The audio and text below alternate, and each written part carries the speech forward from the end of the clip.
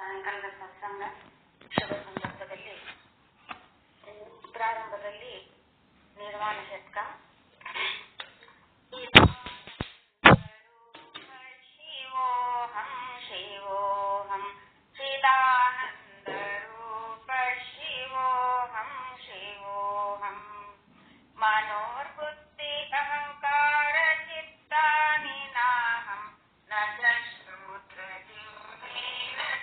ಘ್ರಾಣನೇತ್ರೇ ನ ಚರ್ಯೋಮ ಭೂಮಿರ್ನ ತೇಜೋ ನ ವಾಯು ಚಿದಾನಂದ ರೂಪ ಶಿವೋಹಂ ಶಿವೋಹಂ ಚಿದಾನಂದ ರೂಪ ಶಿವೋಹಂ ಶಿವೋಹಂ ನ ಚ ಪ್ರಾಣ ಗೌಪ್ನೋ ನ ವೈ ಪಂಚವಾಯು ನ ವಾ ಸಪ್ತಧಾತುರ್ನ ವಾ ಪಂಚಕೋಶ ನ ವಾಕ್ಪಾಣಿಪಾದಂ ನ ಚೋಪಸ್ತಪಾಯು ಚಿದಾನಂದ ರೂಪ ಶಿವೋಹಂ ಶಿವೋಹಂ ಚಿದಾನಂದ ರೂಪ ಶಿವೋಹಂ ಶಿವೋಹಂ ನ ಮೇ ದ್ವೇಷ ರಾಗೋ ನ ಮೇ ಲೋಭ ಮೋಹೋ ಮದೋ ನೈವ ಮೇ ನೈವ ಮಾತ್ಸರ್ಯ ಭಾವ ನ ಧರ್ಮೋ ನ ಚಾರ್ಥೋ ನ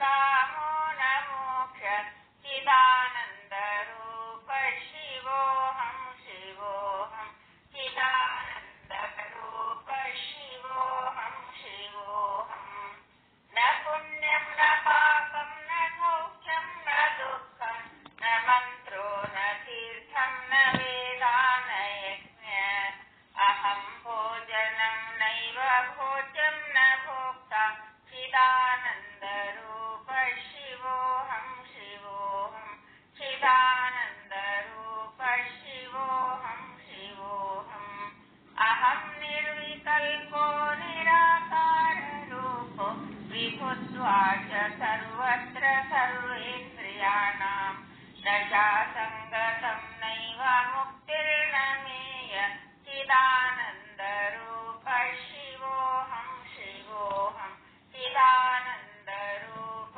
ಶಿವೋಹಂ ಶಿವೋಹಂ ಚಿದಾನಂದ ರೂಪ ಶಿವೋಹಂ ಶಿವೋಹಂ सद्गुरु श्री साधु निष्ठदास जी महाराज की जय। सद्गुरु श्री पंडित पीताम्बर जी महाराज की जय। सद्गुरु श्री शरणबसव स्वामी जी महाराज की जय। जय मंगलम जय नम पार्वती पति शिव हर हर महादेव।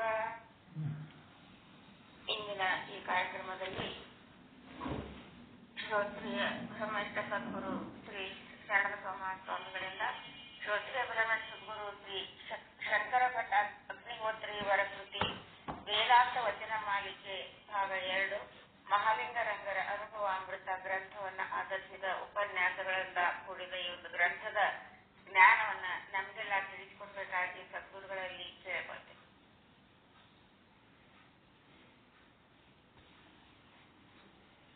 ಓಂ ಸದ್ಗುರು ಶ್ರೀ ಶುದ್ಧ ಬ್ರಹ್ಮಣೇ ನಮಃ. ಸಮಸ್ತ ಶುದ್ಧ ಬ್ರಹ್ಮ ಸ್ವರೂಪರಲ್ಲಿ ಅನಂತ ಅನಂತ ಪ್ರಣಾಮಗಳು.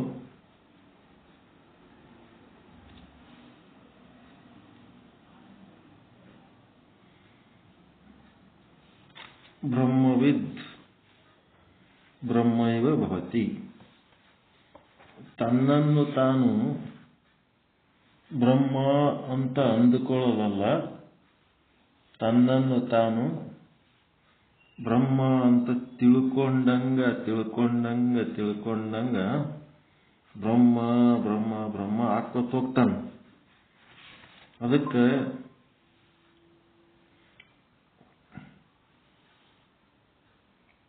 ಬಾಯರಿವು ವ್ಯರ್ಥ. ಬರೇ ಬಾಯಿಲಿಂತ ಬ್ರಹ್ಮ ಅನ್ನೋದು ವ್ಯರ್ಥ. ತನ್ನೊಳಗೆ ಈ ಅನುಭವ ಜನಿಸಬೇಕು. ಅನುಭವ ತನ್ನೊಳಗೆ ಹುಟ್ಟಬೇಕದು. ಬಾಯಿಲಿಂತ ಹೇಳಿದ್ರಲ್ಲ, ತನ್ನೊಳಗೆ ಜನನ ಆಗಬೇಕು. ಅನುಭವದಾಯತಿಕೆಗೆ ತನ್ನೊಳಗೆ ಜನಿಸದೆ ಬಾಹ್ಯ ಅರಿವು ವ್ಯರ್ಥ. ಈ ಅನುಭವ ಅನ್ನುವುದು ಒಂದು ಶಬ್ದ. ಅದು ಬಾಹ್ಯ ಅರಿವಿಗೆ ಅಂದರೆ ಮಾತನಾಡಲಿಕ್ಕೆ, ತನ್ನ ಮನಸ್ಸಿನೊಳಗೆ ಏನಾದರೂ ಒಂದು ಇಟ್ಟುಕೊಂಡು ಮಾತನಾಡಲಿಕ್ಕೆ ನಮಗೆ ಬರುತ್ತದೆ. ಅದನ್ನು ಹೇಳಬಾರದು ನೋಡು. ಗುಟ್ಟಿನ ಮಾತು ಒಳಗೆ ಇಟ್ಟುಕೋ, ಹಾಗೆ ಸುಮ್ಮನೆ ಏನನ್ನಾದರೂ ಹೇಳಿಬಿಡು ಎಂದು ನಾವು ಅನ್ನುವುದಿಲ್ಲವೇ? ಆ ನಿಜ ಸಂಗತಿ ಹೇಳಿದೆಯೋ ಹೇಗೆ ಎಂದು ನಾವು ಕೇಳಿದರೆ, ಇಲ್ಲ, ಏನೋ ಹೇಳಿ ಕಳಿಸಿಬಿಟ್ಟೆ, ಅರೆ ಸಂಗತಿ ಹೇಳಿದ್ದುಂಟೆ ಎಂದೆನ್ನುತ್ತಾರೆ. ಇದರಂತೆಯೇ ನಿನ್ನ ತಿಳುವಳಿಕೆ ಅಥವಾ ಅನುಭವವೆನ್ನುವುದು ಮುಖ್ಯವೇ ಹೊರತು ಹೊರಗಿನ ಮಾತು ಅಲ್ಲ. ಒಳಗೆ ಏನು ಅನುಭವ ಆಗ್ಲಿಕ್ಕತ್ತದ ಅದು ಬಹಳ ಮುಖ್ಯ ಅದ, ಹೊರಗಿನ ಮಾತು ಅಲ್ಲ. ಬರೇ ಬಾಹ್ಯ ಅರಿವು ಅಂದರೆ ಇದಕ್ಕೆ ಬಾಯಿ ಬ್ರಹ್ಮ ಎಂದು ಕರೆಯುತ್ತಾರೆ. ಇದು ಬ್ರಹ್ಮಜ್ಞಾನಕ್ಕೆ ಸಾಕ್ಷಾತ್ತಾಗಿಯೂ ಕಾರಣವಾಗಿಲ್ಲ.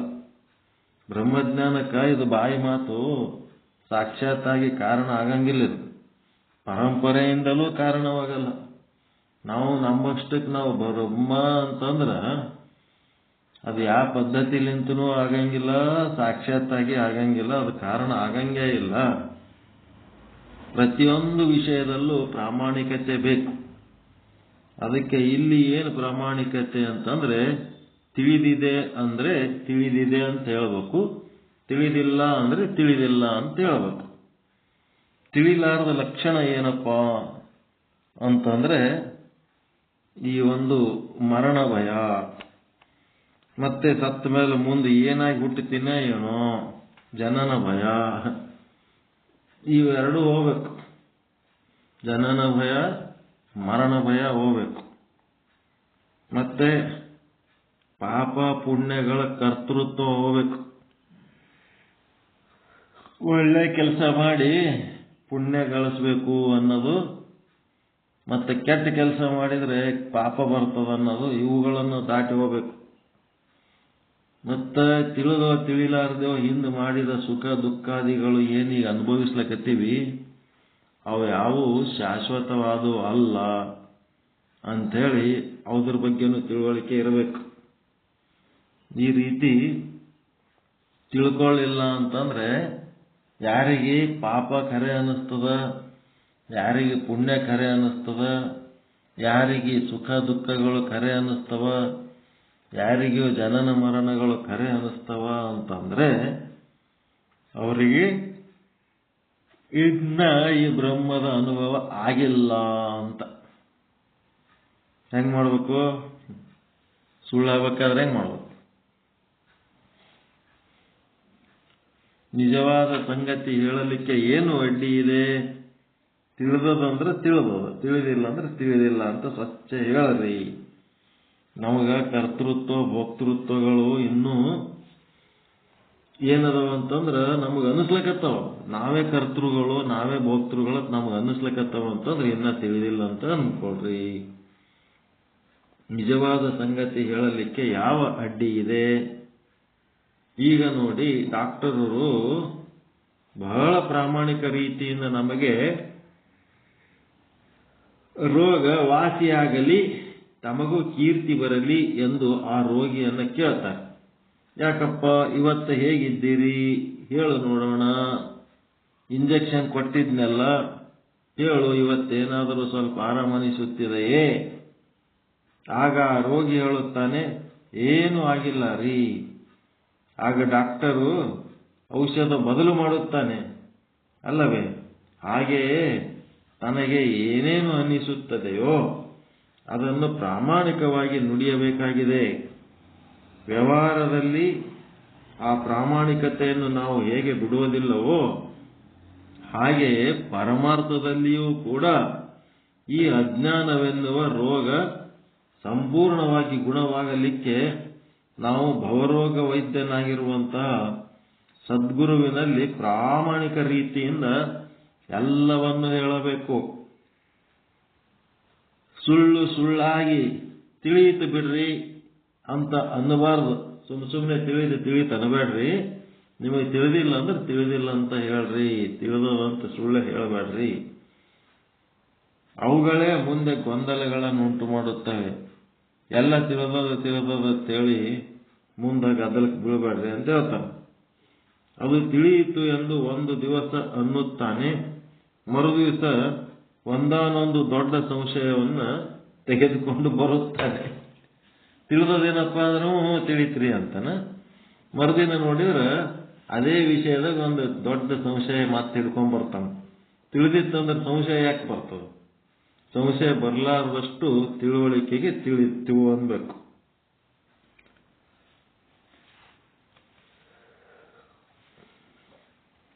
ಅದಕ್ಕಾಗಿ ಅದು ಚೆನ್ನಾಗಿ ತಿಳಿಯುವವರೆಗೂ, ದೃಢವಾಗಿ ಆಗುವವರೆಗೂ ಆ ತಿಳುವಳಿಕೆ ತನಗೆ ಆಯಿತು ಅಂತ ಅಂದುಕೊಳ್ಳಬಾರದು. ಹಂಗ ಅನ್ಕೋಬೇಡ್ರಿ. ತಿಳುವಳಿಕೆ ಆಯಿತು ಅಂತ ಅಂದ್ಕೋಬೇಡ್ರಿ. ಚೆನ್ನಾಗಿ ತಿಳಿಬೇಕು, ದೃಢ ಆಗ್ಬೇಕು. ಹಂಗಾಗ ತನಕ ಏನು ಅನ್ಕೋಬೇಡ್ರಿ. ಅದು ದೃಢ ಆಗಬೇಕು. ಎಂದೆಂದೂ ಸಂಶಯ ಬಾರದಂತೆ ವಿಪರೀತ ಜ್ಞಾನವೂ ಆಗದೆ ಹಾಗೆ ಏನು ತಿಳಿಯುತ್ತಾನೋ ಅದು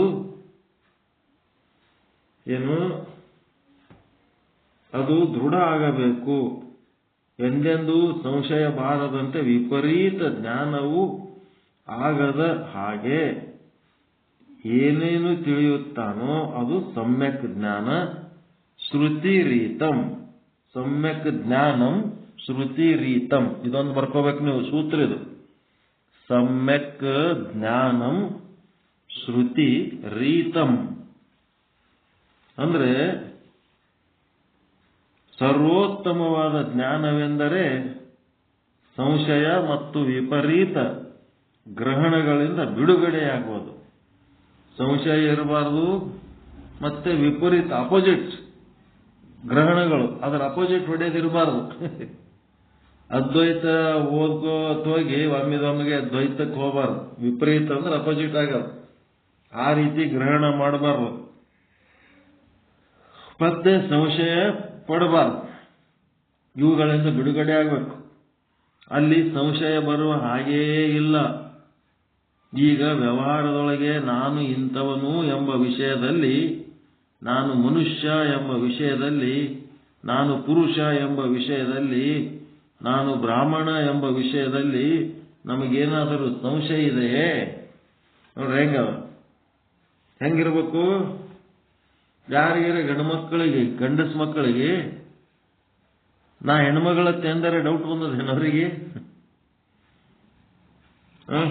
ಇಲ್ಲ. ಗಂಡ್ಮಗ ಅಂತ ಎಷ್ಟು ನಿರ್ಧಾರವಾಗ್ಯದ. ನಾನು ಮನುಷ್ಯ ಅಂತೇಳಿ ಅಂದುಕೊಂಡವನಿಗೆ ಯಾವುದರ ಪ್ರಾಣಿ ಅಂತ ಏನಾರ ಡೌಟ್ ಬಂದದೇನು? ನಾ ಬ್ರಾಹ್ಮಣ ಅಂತ ನಿಜವಾಗಿ ಬ್ರಾಹ್ಮಣ ಜಾತಿಯಲ್ಲಿದ್ದವನಿಗೆ ನಾ ಬೇರೆ ಜಾತಿಯವಂತ ಡೌಟ್ ಬಂದದೇನು? ಉದಾಹರಣೆ ಎಷ್ಟು ಚಂದ ಕೊಡ್ತಾರ. ಈ ರೀತಿ ನಾ ಬ್ರಹ್ಮ ಅನ್ನೋದ್ರಾಗ ಡೌಟ್ಗಳಿಲ್ಲಾರ್ದಂಗೆ ತಿಳ್ಕೋಬೇಕು.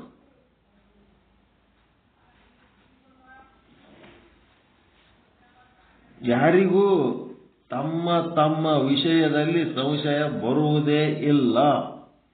ವಿಪರೀತ ಭಾವನೆಯಂತೂ ಆಗುವುದೇ ಇಲ್ಲ. ಸಂಶಯನೂ ಇಲ್ಲ.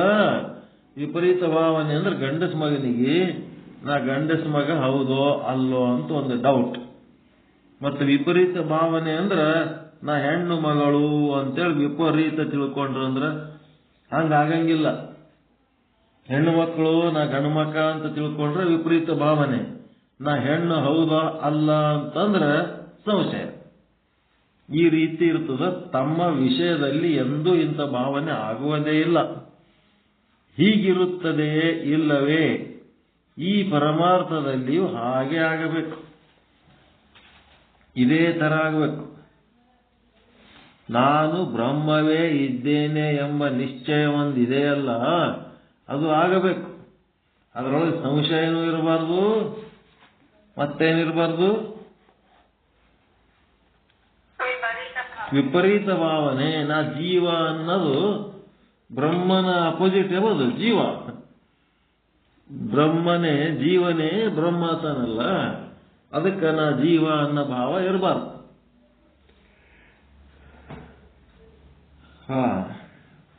ಇದ್ರೊಳಗೆ ಒಟ್ಟೆ ಡೌಟ್ ಇರಬಾರ್ದು. ಆ ರೀತಿ ನಿಶ್ಚಯ ಜ್ಞಾನ ಮಾಡ್ಬೇಕು. ಅಂದ್ರೆ ನಿಶ್ಚಯ ಜ್ಞಾನ ಅಂದ್ರೆ ಹೆಂಗಿರ್ತದ ಅಂತ ಹೇಳಕತ್ತಾರ ಈಗ ಅವ್ರು. ವಾಟ್ ಈಸ್ ನಿಶ್ಚಯ ಜ್ಞಾನ? ನಾ ಗಂಡಸ್ ಮಗ ಅನ್ನೋದ್ರಾಗ ಏನಾರ ಡೌಟ್ ಅದೇನು? ನಾ ಹೆಣ್ಮಗಳು ಅಂತ ಹೇಳಕ್ಕೆ ಏನಾರ ವಿಪರೀತ ಭಾವನೆ ಉಂಟಾಗ್ತದೇನು?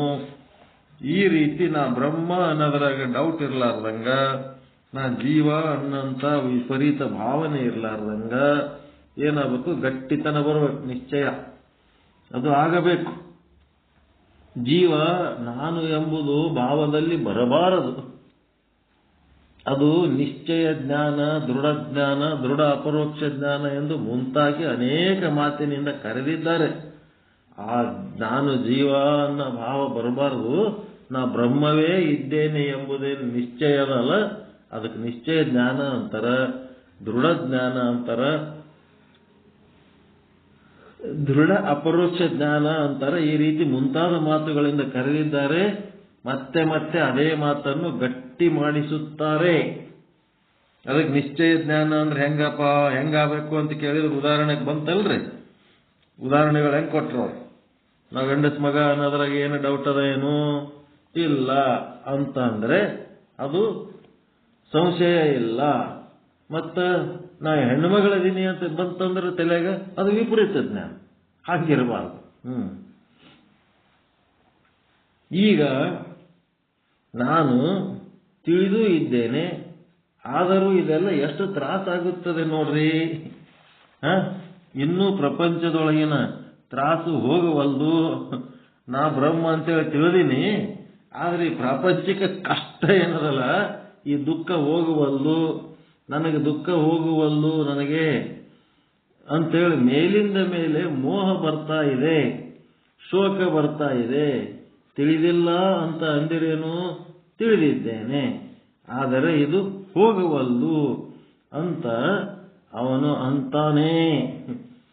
ದುಃಖ ಹೋಗಲ್ರಿ, ನಾ ಬ್ರಹ್ಮದೀನಿ ಅಂತ ತಿಳ್ಕೊತೀನಿ, ನಿಶ್ಚಯ ಜ್ಞಾನನು ಮಾಡಿಕೊಂಡೆ, ಎಲ್ಲ ಮಾಡಿದೆ, ಆದ್ರೂ ಈ ದುಃಖ ಹೋಗಲ್ದಲ್ಲ. ಏನ್ ಮಾಡ್ಬೇಕು? ದುಃಖ ನಿವೃತ್ತಿ ಆಗ್ತಾ ಇಲ್ಲ. ಹೆಂಗಿದು? ಇದಕ್ಕೆ ಹೆಂಗ ಸಂಶಯ? ಇದು ಪರಿಹಾರ. ದುಃಖ ನಿವೃತ್ತಿ ಆಗ್ತಿಲ್ಲ. ಬ್ರಹ್ಮನ ತಿಳಿದಿನ ಕರೆ, ನಂದನ ಬ್ರಹ್ಮ ಅಂತ ಬೇಕಾದಾಗ ತಿಳ್ಕೊಂಡಿನಿ, ಆದ್ರೆ ದುಃಖ ನಿವೃತ್ತಿ ಆಗ್ತಾ ಇಲ್ಲಲ್ಲ. ಮೋಕ್ಷ ಆಗ್ಯದ ಅಂತ ಕೆಲವೊಬ್ರು ಮಾತಾಡ್ತಾರ. ಎದಕ್ ಬಂತು? ಅವ್ರಿಗೆ ದುಃಖ ನಿವೃತ್ತಿನೇ ಆಗಿರಂಗಿಲ್ಲ. ಹಾಗೆ ದುಃಖ ನಿವೃತ್ತಿ ಆಗ್ಲಾರ್ದು ಮೋಕ್ಷಕ್ಕೆ ಮೋಕ್ಷ ಅಂತಾರೇನು?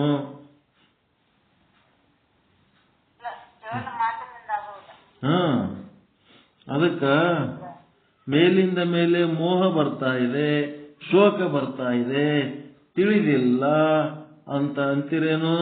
ನನಗೆ ಬ್ರಹ್ಮ ತಿಳಿದಿಲ್ಲ ಅಂತಿರೇನು? ಬ್ರಹ್ಮ ಎಲ್ಲ ತಿಳಿದದು, ಆದ್ರೂ ಈ ಶೋಕ ಮೋಹಗಳಿಂದ ನನಗೆ ಮುಕ್ತಿ ಆಗ್ತಾ ಇಲ್ಲ, ಆದರೆ ಇದು ಹೋಗವಲ್ದು ಅಂತ ಅವನು ಅಂತಾನೆ. ಇಂಥ ಒಂದು ಅವಸ್ಥೆಯು ಬರುತ್ತದೆ. ಮತ್ತೆ ತಿಳಿಯಬೇಕೆನ್ನುವವರಿಗೆ ಒಮ್ಮೆಲೆ ಎಲ್ಲರಿಗೂ ಸ್ಪಷ್ಟವಾಗಿ ಒಳ್ಳೆ ದಿವ್ಯ ಜ್ಞಾನ ಏಕಕಾಲದಲ್ಲಿ ಕ್ಷಣ ಮಾತ್ರದಲ್ಲಿ ಆಗುತ್ತದೆ ಎಂದು ಯಾರೂ ಎಲ್ಲಿಯೂ ಹೇಳಿಲ್ಲ. ಈ ರೀತಿ ದಿವ್ಯ ಜ್ಞಾನ ಚಕ್ಕ ಲೈಟ್ ಬಂದಂಗೆ ಆಗ್ತದಂತೇಳಿ ಎಲ್ಲರಿಗೂ ಆಗ್ತದಂಗೆ ಯಾರು ಹೇಳಿಲ್ಲ. ಇವೆಲ್ಲವನ್ನ ನಾವು ದಾಟಿ ದಾಟಿ ಹೋಗಬೇಕು. ಇವೆಲ್ಲ ಮುಕ್ಕಾಂ ಬರ್ತಾ ಇರುತ್ತವೆ. ಆದರೆ ದೇಹಾತ್ಮ ಬುದ್ಧಿ ಹೋಗಿರುವುದಿಲ್ಲ. ದೇಹಾತ್ಮ ಬುದ್ಧಿನೇ ಹೋಗಿರುವುದಿಲ್ಲ, ಇನ್ನೂ ಇದ್ದೇ ಇರುತ್ತದೆ. ಅದು ಪೂರ್ತಿಯಾಗಿ ಹೋಗಿರುವುದಿಲ್ಲ. ಅದಕ್ಕೆ ಪರೋಕ್ಷ ಜ್ಞಾನ ಎಂದು ಕರೆಯಬಹುದು. ಅಪರೋಕ್ಷ ಜ್ಞಾನ ಅಲ್ಲದು. ದೇಹಾತ್ಮ ಬುದ್ಧಿಗೆ ಪರೋಕ್ಷ ಜ್ಞಾನ ಅಂತಾರೆ, ಅಥವಾ ಜ್ಞಾನದ ಆಭಾಸ ಜ್ಞಾನ. ಅದೇ ಚಿದಾಭಾಸ್. ಮತ್ತೇನದು? ಬ್ರಹ್ಮನ ಹೊರತಾಗಿ ಮತ್ತೆ ಬೇರೆ ಏನೋ ಅದೀನಿ ಅಂತ ತಿಳ್ಕೊಂಡದ್ದೆಲ್ಲ ಆಭಾಸ ಜ್ಞಾನ, ಅಥವಾ ಪರೋಕ್ಷ ಜ್ಞಾನ ಅಂತಲೂ ಅಂತಾರೆ. ಈ ರೀತಿ ಶಾಸ್ತ್ರದಲ್ಲಿ ಕರೆದಿದ್ದಾರೆ. ಮನಸ್ಸಿನಲ್ಲಿ ಅವನಿಗೆ ತಿಳಿದುಕೊಂಡಿದ್ದೇನೆ ಅಂತ ಏನೋ ಅನ್ನಿಸುತ್ತದೆ. ಆದರೆ ಇವು ಮತ್ತೆ ಮತ್ತೆ ಬರುತ್ತಾವಲ್ಲ, ಇದಕ್ಕೇನು ಮಾಡುವುದು ಅಂತಲೂ ಅನ್ನುತ್ತಾನೆ. ಬ್ರಹ್ಮನ ಬಗ್ಗೆ ಬೇಕಾದಷ್ಟು ಹೇಳಿವಿ, ಕೇಳಿವಿ, ತಿಳ್ಕೊಂಡಿವಿ, ಏನೆಲ್ಲ ಮಾಡಿವಿ. ಆದ್ರೂ ನೀವು ಮತ್ತೆ ಬರ್ತಾವಲ್ಲ ದುಃಖ, ಚಿಂತೆ, ಭಯ.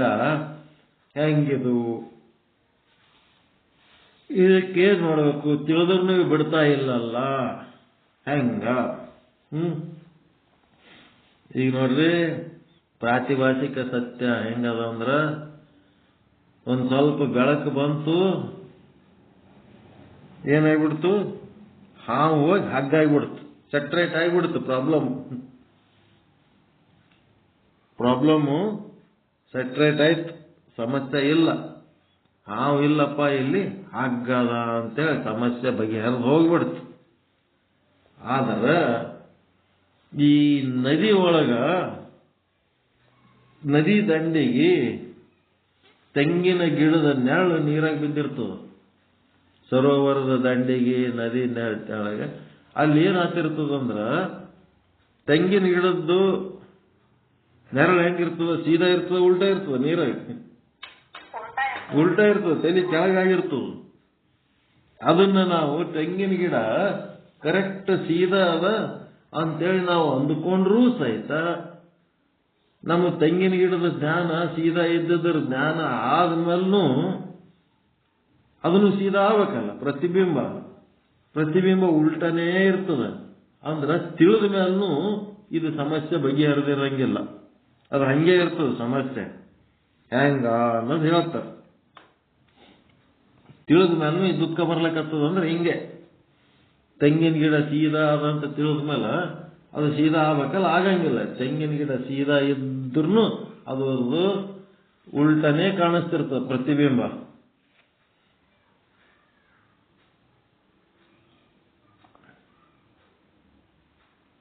ಒಬ್ಬನಂತೂ ಚೆನ್ನಾಗಿ ಬಿಡಿಸಿಯೇ ಕೇಳಿಬಿಟ್ಟಿದ್ದಾನೆ. ಈ ಜ್ಞಾನವಾದ ಮೇಲೆ ನಾನು ಬಹಳ ಸುಖವಾಗಿ ಇರ್ತೀನಿ ಅಂತ ಅಂದುಕೊಂಡು ಜ್ಞಾನದ ವಿಷಯ ಕೇಳಿದೆ. ನಿಮ್ಮಲ್ಲಿಯೇ ದಿನಾಲೂ 2 ಬಾರಿ ಶ್ರವಣ ಮಾಡಿದೆ. ಎಲ್ಲ ತಿಳಿಯಿತು, ಖರೆ ತಿಳಿದಿಲ್ಲ ಅನ್ನಕ್ಕಾಗುತ್ತದೆ. ಆದರೆ ಮೊದಲಿನ ಹಾಗೆ ನನಗೆ ಹಸಿವು, ನೀರಡಿಕೆ ಬಿಡುವಲ್ಲವು ಸ್ವಾಮಿ ಅಂತ ಅನ್ನುತ್ತಾನೆ. ಇಂಥವರಿಗೇನು ಮಾಡೋದು? ಬ್ರಹ್ಮಜ್ಞಾನ ಕೇಳಿನಿ, ಎಲ್ಲ ದಿನ 2 ಸಾರಿ ಶ್ರವಣ ಮಾಡೀನಿ, ಎಲ್ಲ ಚೆನ್ನಾಗಿ ತಿಳಿಸ್ಕೊಂಡಿನಿ. ಆದ್ರೂ ಹಸಿವು, ಬಾಯಾರಿಕೆ ಬ್ರಹ್ಮಜ್ಞಾನ ಕೇಳೋದಕ್ಕಿಂತ ಮೊದಲೂ ಹಂಗಿತ್ತು, ಈಗಲೂ ಹಂಗೆ, ಅದೇನು ವ್ಯತ್ಯಾಸ ಇಲ್ಲ ಅಂತ. ಅದಕ್ಕೆ ಕ್ಷುತಿ ಪಾಸದೆಯೋ ದೃಷ್ಟ ಯಥಾಪೂರ್ವಂ. ಇದೇನಿದು? ಯಥಾಪೂರ್ವ, ಮೊದಲಿದ್ದಂಗೆ. ಅಂದರೆ ಈ ಮೊದಲು ಹೇಗೋ ಹಾಗೆ.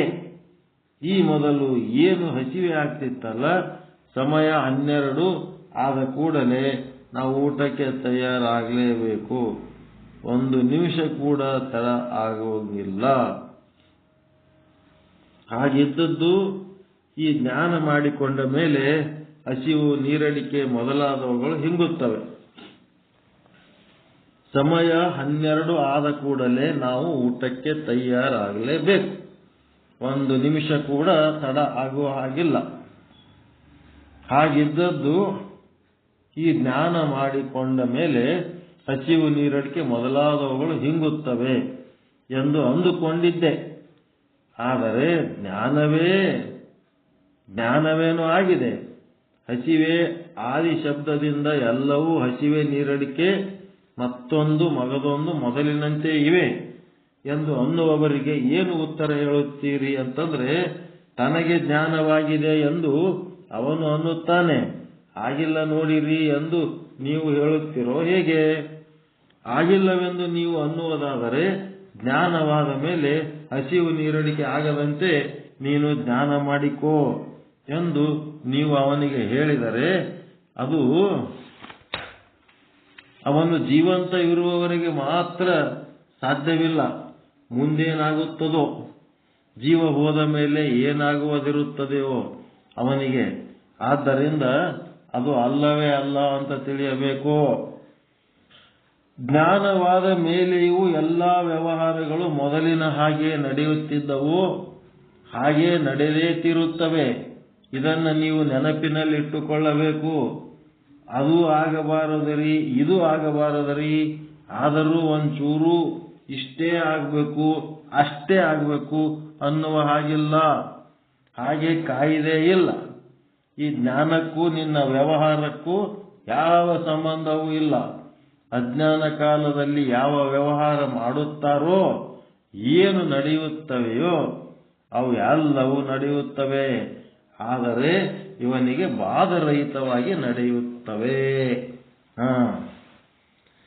ಜೀವನದೊಳಗ ವ್ಯವಹಾರಗಳು ನಡೀತಾವ. ಸುಖ ದುಃಖಗಳ ವ್ಯವಹಾರ, ಪಾಪ ಪುಣ್ಯದ ವ್ಯವಹಾರ ಎಲ್ಲ ನಡೆದಿರ್ತಾವ. ಆದ್ರೆ ಜ್ಞಾನಿ ಮಾಡುವ ಪಾಪ ಪುಣ್ಯ ಮತ್ತು ಅನುಭವಿಸುವ ಸುಖ ದುಃಖ, ಅಜ್ಞಾನಿ ಮಾಡುವ ಪಾಪ ಪುಣ್ಯ ಮತ್ತು ಅನುಭವಿಸುವ ಸುಖ ದುಃಖ ಹೆಂಗಿರ್ತಾವಂದ್ರೆ, ಜ್ಞಾನಿಗೆ ಅವು ಅಂಟುಕೊಳ್ಳಂಗಿಲ್ಲ, ಅಜ್ಞಾನಿಗೆ ಅವು ಅಂಟುಕೊತಾವ. ತಿಳಿತ್ರ? ಜ್ಞಾನಿ ಅವುಗಳಿಂದ ನಿರ್ಲಿಪ್ತ ಇರ್ತಾನೆ. ಏನೇ ಮಾಡಿದ್ರು ಅದರಿಂದ ನಿರ್ಲಿಪ್ತ, ಏನೇ ಅನುಭವಿಸಿದ್ರೆ ಅದರಿಂದ ನಿರ್ಲಿಪ್ತ ಇರ್ತಾನ.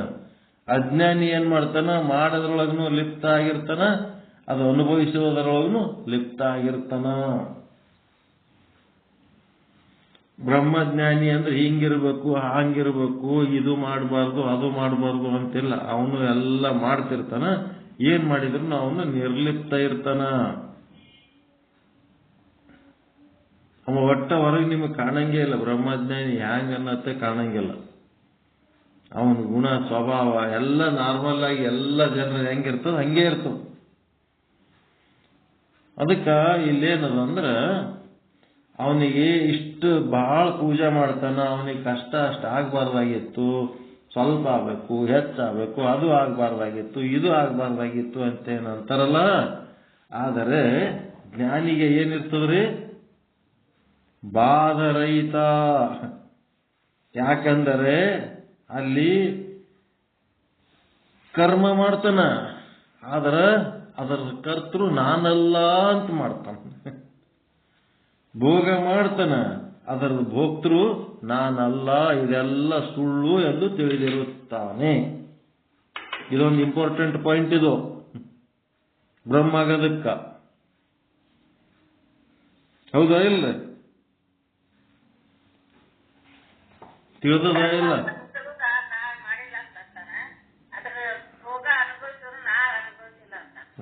ನಾನಲ್ಲ, ಅನುಭವಿಸುವ ನಾನಲ್ಲ, ಮಾಡವನು ನಾನಲ್ಲ, ಕರ್ತೃನು ನಾನಲ್ಲ, ಭೋಕ್ತೃನು ನಾನಲ್ಲ, ಹುಟ್ಟವನು ನಾನಲ್ಲ, ಸಾಯವನು ನಾನಲ್ಲ. ಅವನು ಹೆಂಗಿರ್ತಾನ? ಬಾಧರಹಿತವಾಗಿರ್ತಾನ. ಯಾಕೆಂದರೆ ನಾನು ಕರ್ತ ಅಲ್ಲ, ನಾ ಭೋಕ್ತ ಅಲ್ಲ ಅಂತ ತಿಳಿದುಕೊಂಡಿರುತ್ತಾನೆ.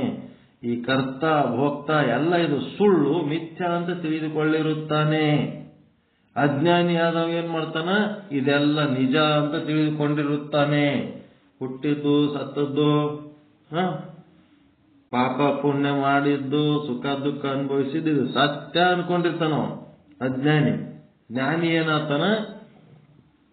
ಅದರಿಂದ ಅವನು ನಿರ್ಲಿಪ್ತ ಇರ್ತಾನ, ಅದರದ ಬಾಧೆಗೊಳಗಾಗಂಗಿಲ್ಲ. ಹೆಂಗದ? ಇದು ಮಾಡೋ ನಾನಲ್ಲ ಅಂತೇಳಿ ಮಾಡ್ತಾನ. ಅದರದ್ದು ಒಂದು ಅನುಭವ ಕೂಡ ಅನುಭವಿಸುವನು ನಾನಲ್ಲ.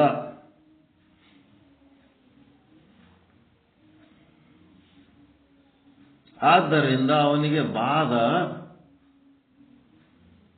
ಅಜ್ಞಾನಿಗೆ ಏನಾಗ್ತದ? ಇದು ಸತ್ಯ ಅಂತ ತಿಳಿದುಕೊಂಡಿರುವ ಕಾರಣ ಅವನಿಗೆ ಅದರ ಬಾಧ ಆಗುತ್ತದೆ. ಜ್ಞಾನಿಯು ಇದನ್ನು ಸುಳ್ಳೆಂದು ತಿಳಿದಿರುತ್ತಾನೆ.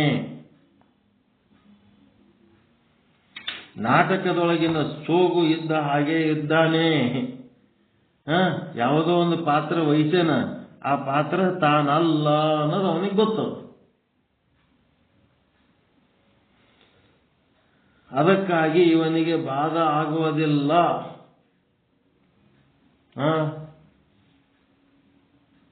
ಯಾರು ಹರಿಶ್ಚಂದ್ರನ ಹೆಂಡತಿ ತಾರಾಮತಿ ಚಂದ್ರಮತಿ ಏನ ಇರ್ತಾವಲ್ಲ, ಲೋಹಿತಾಶ್ವ ಸತ್ತಾನ ಅಂತೇಳಿ ಪಾತ್ರ ವಹಿಸಿ ಹಳ ನಾಟಕ ಮಾಡ್ಲಕತ್ತಾರೆ ಹೊರತು ದುಃಖ ಇಲ್ಲ ಅವನಿಗೆ. ಯಾಕ? ಅದು ತನಗೆ ಸಂಬಂಧ ಇಲ್ಲ, ಅದು ನಾನಲ್ಲ. ಹರಿಶ್ಚಂದ್ರನೂ ಖರೆ ಅಲ್ಲ, ಆ ಲೋಹಿತಾಶ್ವನೂ ಖರೆ ಅಲ್ಲ, ತಾನೂ ಖರೆ ತಾರಾಮತಿ ಅಲ್ಲ, ಮತ್ತು ಸತ್ತುದು ಖರೆ ಅಲ್ಲ. ಹೀಗಾಗಿ ಅಲ್ಲಿ ಅಳುವ ನಾಟಕ ನಡೆದದೆ ಹೊರತು ನಿಜವಾಗಿ ಅಳುತ್ತಿಲ್ಲ. ಹೆಂಗದ ನೋಡ್ರಿ, ನಾಟಕದ ಸೋಗು ಇದ್ದ ಹಾಗೆ ಇದ್ದೇನೆ ಎಂದು ತಿಳಿಯುತ್ತಾನೆ. ಅದಕ್ಕಾಗಿಯೇ ಇವನಿಗೆ ಬಾಧ ಆಗುವುದಿಲ್ಲ. ಇಷ್ಟೇ, ವ್ಯವಹಾರ ಅದು ನಡೆಯುವಂತೆ ನಡೆಯುತ್ತದೆ. ಇದು ಎಲ್ಲರೂ ನೆನಪಿನಲ್ಲಿಡಿ. ನಿಮ್ಮ ಜೀವನದಲ್ಲಿ ನಡೆಯುವ ವ್ಯವಹಾರಕ್ಕೂ ನಿಮ್ಮ ಬ್ರಹ್ಮಜ್ಞಾನದ ಸ್ವರೂಪದ ಭಾನಕ್ಕೂ ಏನು ಸಂಬಂಧಿಲ್ಲ. ನಿಮ್ಮ ಸ್ವರೂಪ ಭಾನ ಹೆಂಗ್ ಆಗಿರ್ತದ ಹಂಗಂಗ ಅದು ನಿಮಗ ಸಂಬಂಧಿಲ್ಲ ಅಂಥೇಳಿ ನೀವು ಅದರಿಂದ ಬಾಧೆಗೊಳ್ಳುವುದಿಲ್ಲ, ಟೆನ್ಷನ್ ಮಾಡ್ಕೊಳ್ಳಂಗಿಲ್ಲ. ನಾ ಬ್ರಹ್ಮ ಅಂತ ಅರಿವು ಇತ್ತು ಅಂತಂದ್ರೆ ಯಾವ ಟೆನ್ಷನ್ ಮಾಡ್ಕೊಳ್ಳಂಗಿಲ್ಲ.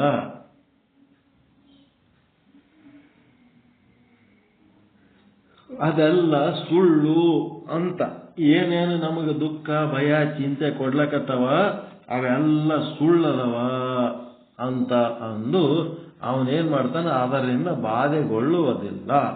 ಅಜ್ಞಾನಿ ಆದವನೇನ್ ಮಾಡ್ತಾನ, ಅವು ಖರೆ ಅಂತ ತಿಳ್ಕೊಂಡು ಅವುಗಳ ಬಾಧೆ ಒಳಗಾಗ್ತಾನ.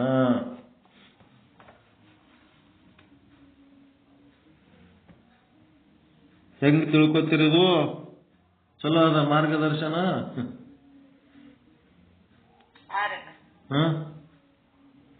ಅದೆಲ್ಲ ಸುಳ್ಳ. ನಿಮಗೆ ಯಾವುದೋ ಒಂದು ವಿಷಯದಾಗ ಟೆನ್ಷನ್ ಆಗ್ಲಕತ್ತದ, ಆಗ್ಲಕತ್ತಿದ ಹೊತ್ನಾಗ ಎದರ್ಲಿಂತ ಟೆನ್ಷನ್ ಆಗ್ಲಕತ್ತದ, ಅದು ಸತ್ಯ ಅದೇನು? ಅದು ಮೂರರಾಗ ಒಂದಿರ್ತದ.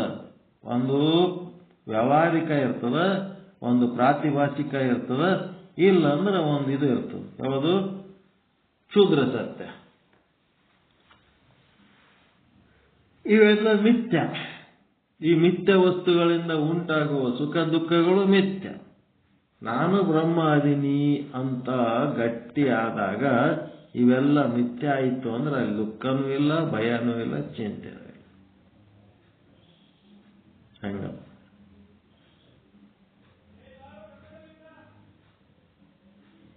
ಏನ್ ಚರ್ಚೆ ಮಾಡ್ತೀರಿ ಇದ್ರ ಬಗ್ಗೆ?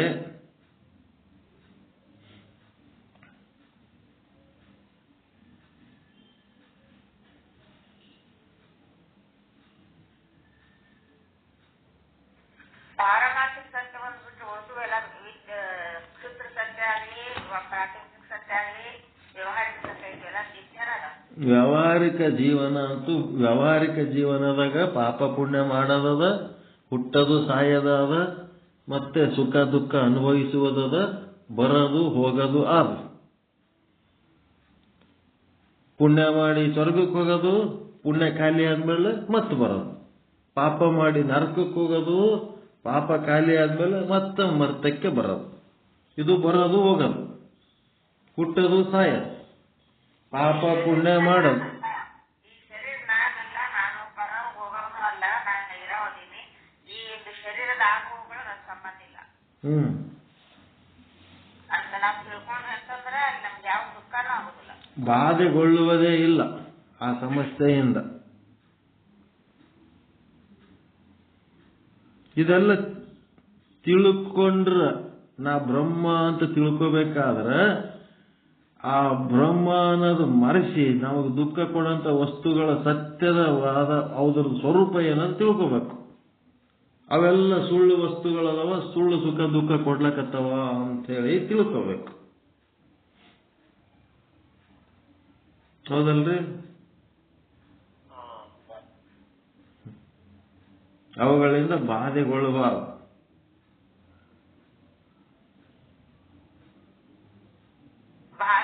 ಬಾಧೆಗೊಳ್ಳೋದು ಅಂತಂದ್ರೆ ದುಃಖಕ್ಕೀಡಾಗೋದ್ರಿ.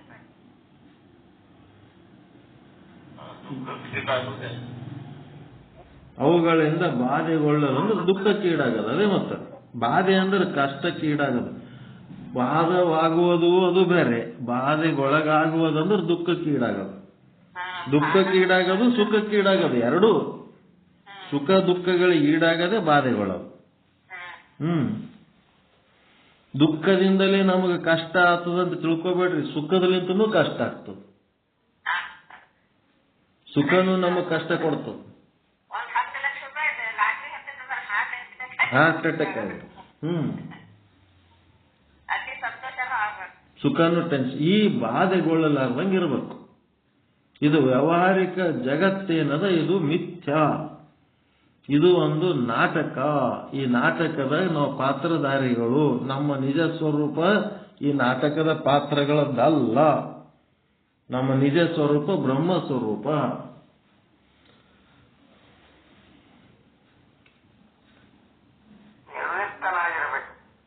ನಿರ್ಲಿಪ್ತ, ಅದೇ ನಿರ್ಲಿಪ್ತನಾಗಿರ್ಬೇಕು. ನಾ ಬ್ರಹ್ಮ ಅಂತ ತಿಳಿದ್ರ ನಿರ್ಲಿಪ್ತ ಆಗಿ ಇರ್ಲಕ್ ಬರ್ತದೆ. ಈ ಜಗತ್ತಿನ ಆಗು ಹೋಗುಗಳು ನಾ ಬ್ರಹ್ಮ ಅಂತ ಯಾರು ತಿಳಿದಿರಂಗಿಲ್ಲ, ಅವ್ರಿಗೆ ಅದು ಸತ್ಯ ಅನ್ನಿಸ್ತಿರ್ತದ. ಸತ್ಯ ಅನಿಸಿದಾಗ ಅವರು ಜೀವರು ಆಗಿರ್ತಾರೆ. ಜೀವರುಗಳಿಗೆ ಜನನ ಮರಣ, ಗಮನಾಗಮನ, ಪಾಪ ಪುಣ್ಯ, ಸುಖ ದುಃಖ, ಜೀವರುಗಳಿಗೆ ಇದು ಸತ್ಯ. ಅವ್ರೇನ್ ಮಾಡ್ತಾರ, ಅವುಗಳ ಸುಖ ದುಃಖಗಳ ಬಾಧೆಗೊಳಗಾಗ್ತಾರ. ಅವ್ರು ಬ್ರಹ್ಮ ಅಂತ ಯಾರು ತಿಳ್ಕೊಂಡಿರ್ತಾರ ಅವರು ಇವೆಲ್ಲ ಮಿಥ್ಯ ಅಂತ ತಿಳ್ಕೊಂಡು ಅವುಗಳ ಬಾಧೆಗೊಳಗಾಗಂಗಿಲ್ಲ. ಇದೇನದ, ಅರಿವು ಗುರು ಆದವನು ಕೊಡ್ತಾನ. ಅರಿವಿನಲ್ಲಿ ಇರಬೇಕಾದವ್ರು ಯಾರು? ಮತ್ತೆ ನಿಮ್ಮ ಅಶಕ್ತತೆಗೆ ನಿಮಗೆ ಮೋಕ್ಷ ಆಗಂಗಿಲ್ಲ. ಗುರು ಜ್ಞಾನ ಕೊಟ್ಬಿಟ್ಟ, ಹೇಳಿಬಿಟ್ಟ, ಏನ್ ಹೇಳ್ಬೇಕು ಹೇಳಿಬಿಟ್ಟ. ಹೇಳಿದ್ಮೇಲೆ ಈಗೇನಾಗಬೇಕು, ಅರಿವಿನಾಗಿರ್ಬೇಕಾದವ್ರು ನಾವೇ ಅಲ್ಲ. ನೀವು ಅರಿವಿನಾಗಿರ್ಬೇಕಾಗಿದ್ದ ನಾವು ಮಾಡ್ಲಿಕ್ಕಾಗ್ತದ ಅದು? ಮತ್ತೆ ಗಂಡಗೆ ಹೆಂಡತಿ ಹುಚ್ಚಿಡ್ತ ನೋಡಿ, ಹೆಂಡತಿ ಗಂಡನ ಹುಚ್ಚಿಡಬೇಕು. ಹಂಗ ಈಗ ಬ್ರಹ್ಮನ ಹುಚ್ಚಿಡ್ಬೇಕು. ನಾವು ಬ್ರಹ್ಮನ ಹುಚ್ಚಿಡ್ದಾಗ ಏನ್ರಿ, ಅದು ಬ್ರಹ್ಮಜ್ಞಾನಿ ಆಗ್ಲಿಕ್ಕೆ ಸಾಕು. ಹಗಲು ರಾತ್ರಿ 24 ತಾಸು ಬ್ರಹ್ಮಚಿಂತನೆಯೇ ಮಾಡಿ ಅರಿವಿನಲ್ಲೇ ಇರ್ಬೇಕು. ಈಗೊಂದು ಏನೋ ಸುಖ ಸಮಾಚಾರ ಬಂತು, ಅದಕ್ಕೇನು ಬಹಳ ಎಕ್ಸೈಟ್ ಆಗಬಾರ್ದು. ಮಿಥ್ಯ ಜಗತ್ತಿನೊಳಗಿನ ಒಂದು ಸುಖದ ಸಮಾಚಾರ ಅಷ್ಟೇ. ಏನೋ ದುಃಖದ ಸಮಾಚಾರ ಬಂತು, ಅದಕ್ಕೂ ಎಕ್ಸೈಟ್ ಆಗಬಾರ್ದು, ಉದ್ರೇಕಗೊಳ್ಳಬಾರ್ದು. ಮಿಥ್ಯ ಜಗತ್ತಿನೊಳಗೆ ಹುಟ್ಟು ಸಾವುಗಳನ್ನು ಎಲ್ಲ ಮಿಥ್ಯ. ಇವಕ್ಕೇನು ಅಷ್ಟು ಮಹತ್ವ ಕೊಡ್ಲಕ್ಕೆ ಹೋಗಬಾರ್ದು. ನಮ್ಮದೇ ಸ್ವಂತ ಆರೋಗ್ಯ ಕೆಟ್ಟಾಗ ಸಹಿತ ಮಿಥ್ಯಾ ದೇಹ, ಮಿಥ್ಯಾ ರೋಗ, ಮಿಥ್ಯಾ ಔಷಧ, ಎಲ್ಲ ವ್ಯಾವಹಾರಿಕ ಜಗತ್ತಿ ಅನ್ನೋದು ಇದೆಲ್ಲ ಮಿಥ್ಯಾ. ಬ್ರಹ್ಮ ಒಂದೇ ಸತ್ಯ. ಈ ರೀತಿ ತಯಾರಾಗಬೇಕು. ಬರೀ ಮಂದಿ ವಿಷಯದೊಳಗೆ ಸತ್ಯ ಮಿಥ್ಯ ಅಲ್ಲ, ನನ್ನ ಸ್ವಂತ ವಿಷಯದೊಳಗೂ ಸತ್ಯ ಮಿಥ್ಯೆ ಮಾಡ್ಕೋಬೇಕು. ಮಂದಿ ಆರೋಗ್ಯ ಸರಿಗಿರ್ಲಾರ್ದಾಗ ಇದೆಲ್ಲ ಬ್ರಹ್ಮ ಸತ್ಯ ಜಗನ್ಮಿಥ್ಯ ಅಂತೇಳಿ ತನಗ ಆರೋಗ್ಯ ಕೆಟ್ಟ ಹೊತ್ನಾಗ ಲಬ ಹೊಯ್ಕೊಂಡ್ರೆ ಹಂಗಲ್ಲ.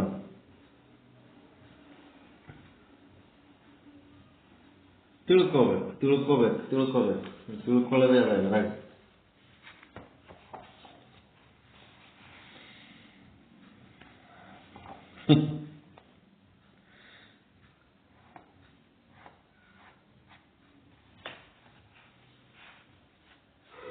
ವ್ಯವಹಾರಗಳಲ್ಲಿ ಏನು ವ್ಯತ್ಯಾಸವಿಲ್ಲ. ಜ್ಞಾನಿಯ ವ್ಯವಹಾರಗಳಲ್ಲಿ, ಅಜ್ಞಾನಿಯ ವ್ಯವಹಾರಗಳಲ್ಲಿ ಏನು ವ್ಯತ್ಯಾಸ ಇರಲ್ಲ.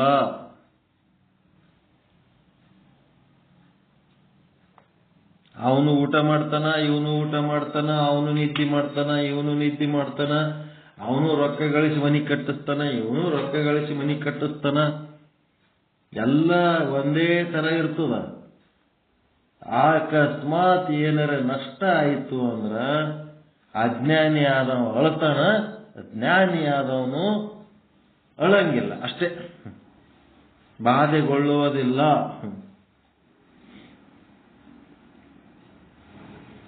ಜ್ಞಾನ ಆದೊಡನೆ ಬಾಧೆಗೊಳ್ಳಲಾರ್ದಂಗಿರಬೇಕು. ನಾನು ಬಾಧೆಗೊಳ್ಳದ ಹಾಗೆ ಇರಬೇಕು, ನಾನು ಬ್ರಹ್ಮ, ಇವೆಲ್ಲ ಮಿಥ್ಯ ಅಂತೇಳಿ ವಿಚಾರ ಮಾಡಿ ನಿಶ್ಚಯ ಜ್ಞಾನ ಮಾಡ್ಕೋಬೇಕು.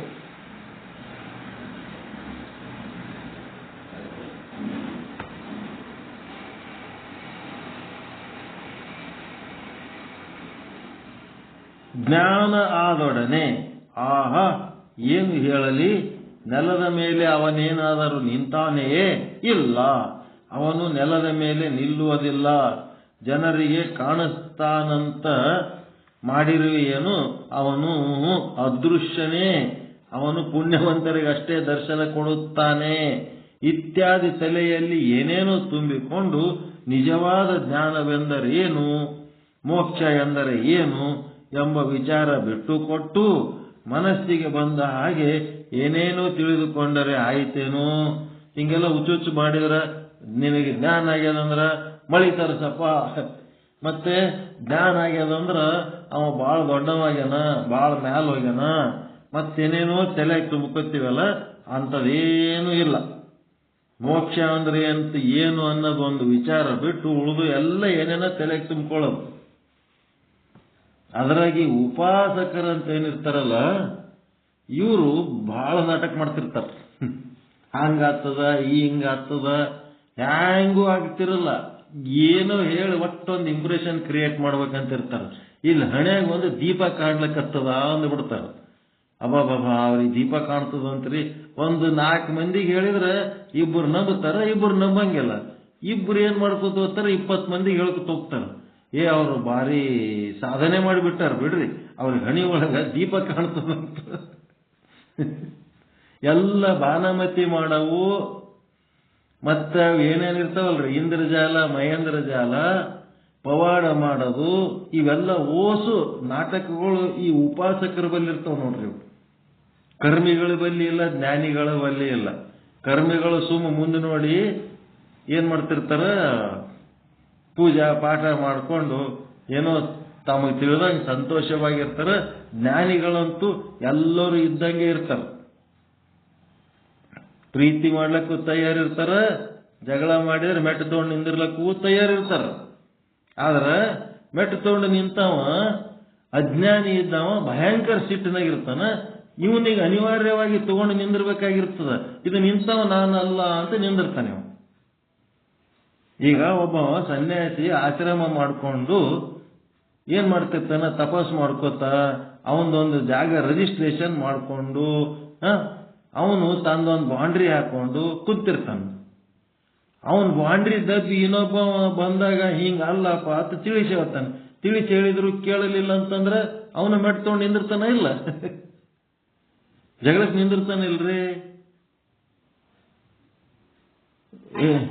ನಾ ತಪಸ್ವಿ ಅದೀನಿ, ನಾನು ಹಂಗೆಲ್ಲ ಅವಾಚ್ಯ ಶಬ್ದಗಳು ಬಳಸಬಾರ್ದು, ನಾನು ಸೂಕ್ಷ್ಮವಾಗಿರ್ಬೇಕು ಅಂತ ಹೇಳಿಕೆ ಅವ ಏನಾದ್ರು ಸೂಕ್ಷ್ಮವಾಗಿದ್ರೆ ಇನ್ನ ಇಟ್ಟು ಮೈ ಮೇಲೆ ಬರ್ತಾರ ಅವ್ರು.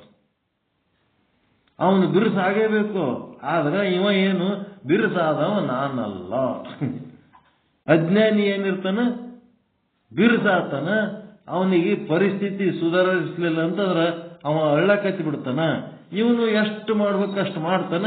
ಆಮೇಲೆ ತಣ್ಣಗೆ ಕುಂತು ಕೇಳಿದಾಗ ನಾನು ನೋಡ್ರಿ ಎಷ್ಟು ಮಾಡಬೇಕು ಮ್ಯಾಕ್ಸಿಮಮ್ ಮಾಡಿದೆ, ಆದ್ರೂ ಅದು ನನ್ನ ಸಾಮರ್ಥ್ಯಕ್ಕೆ ಮೀರಿದ್ದಿದ್ದಕ್ಕೆ ನಾನಾರ ಏನ್ ಮಾಡ್ಲಕ್ಕಾಗ್ತದ, ನಾನು ನನ್ನ ಪಾಡಿ ನಾನು ಸುಮ್ಮನೆ ಆಗಿಬಿಟ್ಟೆ ಅಂತ ಇವ ಶಾಂತ ಆಗಿಬಿಡ್ತಾನೆ ಇವ. ಆದ್ರೆ ಅಜ್ಞಾನಿ ಆದವ ಏನ್ ಮಾಡ್ತಿರ್ತಾನ, ಇನ್ನ ಟ್ರೈ ಮಾಡ್ತಿರ್ತಾನ, ಏನಾರ ಮಾಡ್ಬೇಕು, ಇದಕ್ಕೆ ಮತ್ತೊಂದು ಏನಾರ ಮಾಡ್ಬೇಕು. ಅವನ ದುಃಖ ನಿವೃತ್ತಿ ಆಗಂಗೆ ಇಲ್ಲ. ಭಾರಿ ಮಜಾ ಅದದು. ಅದಕ್ಕ ಜ್ಞಾನ ಆಯ್ತು ಅಂತಂದ್ರೆ ಅವ ಹಂಗಿರ್ತಾನ ಹಿಂಗಿರ್ತಾನ ಇವೆಲ್ಲ ವಿಚಾರ ಬಿಡ್ರಿ ಅಂತಾರ. ಬಿಟ್ಟು ಮನಸ್ಸಿಗೆ ಬಂದ ಹಾಗೆ ಏನೇನೋ ತಿಳಿದುಕೊಂಡರೆ ಆಯ್ತೇನು. ಬ್ರಹ್ಮಜ್ಞಾನಿ ಲಕ್ಷಣಗಳ ಬಗ್ಗೆ ಹಂಗೆಲ್ಲ ಏನಿಲ್ಲ. ಬ್ರಹ್ಮಜ್ಞಾನಿಗೆ ಹೊರಗೆ ಯಾವ ಲಕ್ಷಣಗಳು ಇಲ್ಲ, ಎಲ್ಲರೂ ಇದ್ದಂಗೆ ಇರ್ತಾನೋ. ಆದ್ದರಿಂದ ಅವನ ಪ್ರಶ್ನೆಗೆ ಉತ್ತರ ಹೇಳಿದರು. ನಿನಗೆ ಹಸಿವು ನೀರಡಿಕೆ ಎಲ್ಲಿ ತೋರಿದವು? ಬ್ರಹ್ಮಜ್ಞಾನ ಆಗ್ಯದ ಹೂ ಅಂತಂದೆ, ಎಲ್ಲ ನನಗೆ ಜ್ಞಾನ ಆಗ್ಯದ ಅಂದ್ರೂ ಮೊದಲಾದಂಗೆ ಹಸಿವು ಬಾಯಾರಿಕೆ ಆಗ್ತದಂದ್ರೆ ಬ್ರಹ್ಮಜ್ಞಾನ ಆಗಿದ್ದಕ್ಕೆ ಲಕ್ಷಣ ಏನು ಅಂತ ಕೇಳೇನಲ್ಲ. ಅದಕ್ಕೆ ನೀರಡಿಕೆ ಬಾಯಾರಿಕೆ ಎಲ್ಲಿ ತೋರಿದವು ಅಂದರೆ, ಎಲ್ಲಿ ಅಂದರೆ ನನ್ನಲ್ಲಿಯೇ ಅಂದ. ಅಲ್ಲವೋ ನಿನ್ನಲ್ಲಿಯೇ ಅಂದರೆ ಮೊದಲು ಏನು ತಿಳಿದುಕೊಂಡಿದ್ದೆಯಲ್ಲ, ಈ ದೇಹಾದಿಗಳೇ ನಾನು ಅಂತ ತಿಳಿದುಕೊಂಡಿದ್ದೆಯಲ್ಲ, ಅಲ್ಲಿಯೇ ಇವು ತೋರುತ್ತವೆಯೋ ಅಥವಾ ಮತ್ತು ಈಗ ನೀನು ಶಾಸ್ತ್ರ ಕೇಳಿದ ಮೇಲೆ ಯಾವುದು ನಾನಂತ ತಿಳಿದುಕೊಂಡಿರುವೆ, ಇನ್ನೊಮ್ಮೆ ಹೇಳು ಎಂದು ಉಜಳಣೆ ಮಾಡಿಸಲಿಕ್ಕೆ ಶುರು ಮಾಡುತ್ತಾರೆ. ಅವನೆನ್ನುತ್ತಾನೆ, ಈ ಆತ್ಮವೇ ನಾನು ಎಂದು ತಿಳಿದಿದ್ದೇನೆ. ಮೊದಲ ದೇಹನೇ ನಾನು ಅಂತ ತಿಳಿದಿದ್ದೆ. ದೇಹ ನಾನು ಅಂತ ತಿಳಿದಾಗ ನನಗೆ ಹಸಿವು ಬಾಯಾರಿಕೆ ಆಗ್ತಿತ್ತು. ಮತ್ತೀಗ ಆತ್ಮನೇ ನಾನು ಅಂತ ತಿಳಿದಿನಲ್ಲ, ತಿಳಿದ ಮೇಲೆ ಈಗಲೂ ಮತ್ತೆ ನನಗೆ ಹಸಿವು ಬಾಯಾರಿಕೆ ಆಗ್ತದಂದ್ರೆ ನಾ ಆತ್ಮಕ್ಕೆ ಹಸಿವು ಬಾಯಾರಿಕೆ ಅದ ಏನು? ಇಲ್ಲ. ದೇಹಕ್ಕೆ ಹಸಿವು ಬಾಯಾರಿಕೆ ಅದ. ಮತ್ತು ಹಸಿವು ಬಾಯಾರಿಕೆ ಆಗ್ತದಂತಂದ್ರೆ ನಾನು ಆತ್ಮ ಅಂತ ತಿಳ್ಕೊಂಡದ್ದು ಏನಿದು ಅಂತ ಕೇಳ್ತಾರೆ. ಅದಕ್ಕೆ ಈ ಆತ್ಮವೇ ನಾನು ಎಂದು ತಿಳಿದಿದ್ದೇನೆ ಅಂತ. ಈ ಹಸಿವೆ ನೀರಡಿಕೆ ನಿರ್ವಿಕಲ್ಪ ನಿರಾಕಾರ ನಿಷ್ಕ್ರಿಯ ಆತ್ಮನಲ್ಲಿ ತೋರಿದವೋ ಅಥವಾ ಈ ಬುದ್ಧಿಯಲ್ಲಿ ನಾನು ಎಂಬ ಹಸುವಿನಲ್ಲಿ ತೋರಿದವೋ? ಈ ಮಾತಿನ ವಿಚಾರ ನಾವು ಮಾಡಬಾರದೇನು? ಆತ್ಮ ನಾನಂತ ನೀ ತಿಳಿದಿರುವೆ, ಅಲ್ಲಿಯೇ ಇವು ಹಸಿವೆ ನೀರಡಿಕೆ ಇವೆಯೋ ಅಥವಾ ಬುದ್ಧಿಯಲ್ಲಿ ಅಹಂಕಾರದಲ್ಲಿ ಇವು ತೋರುತ್ತಿವೆ ಎಂದು ನೀನು ಒಪ್ಪುತ್ತೀಯ? ಹಾಗಾದರೆ ಯಾವುದು ನೀನು ಅಲ್ಲ? ಅಲ್ಲಿ ಇವು ತೋರಿದರೆ ನಿನಗೇಕೆ ಸಂಕಟ?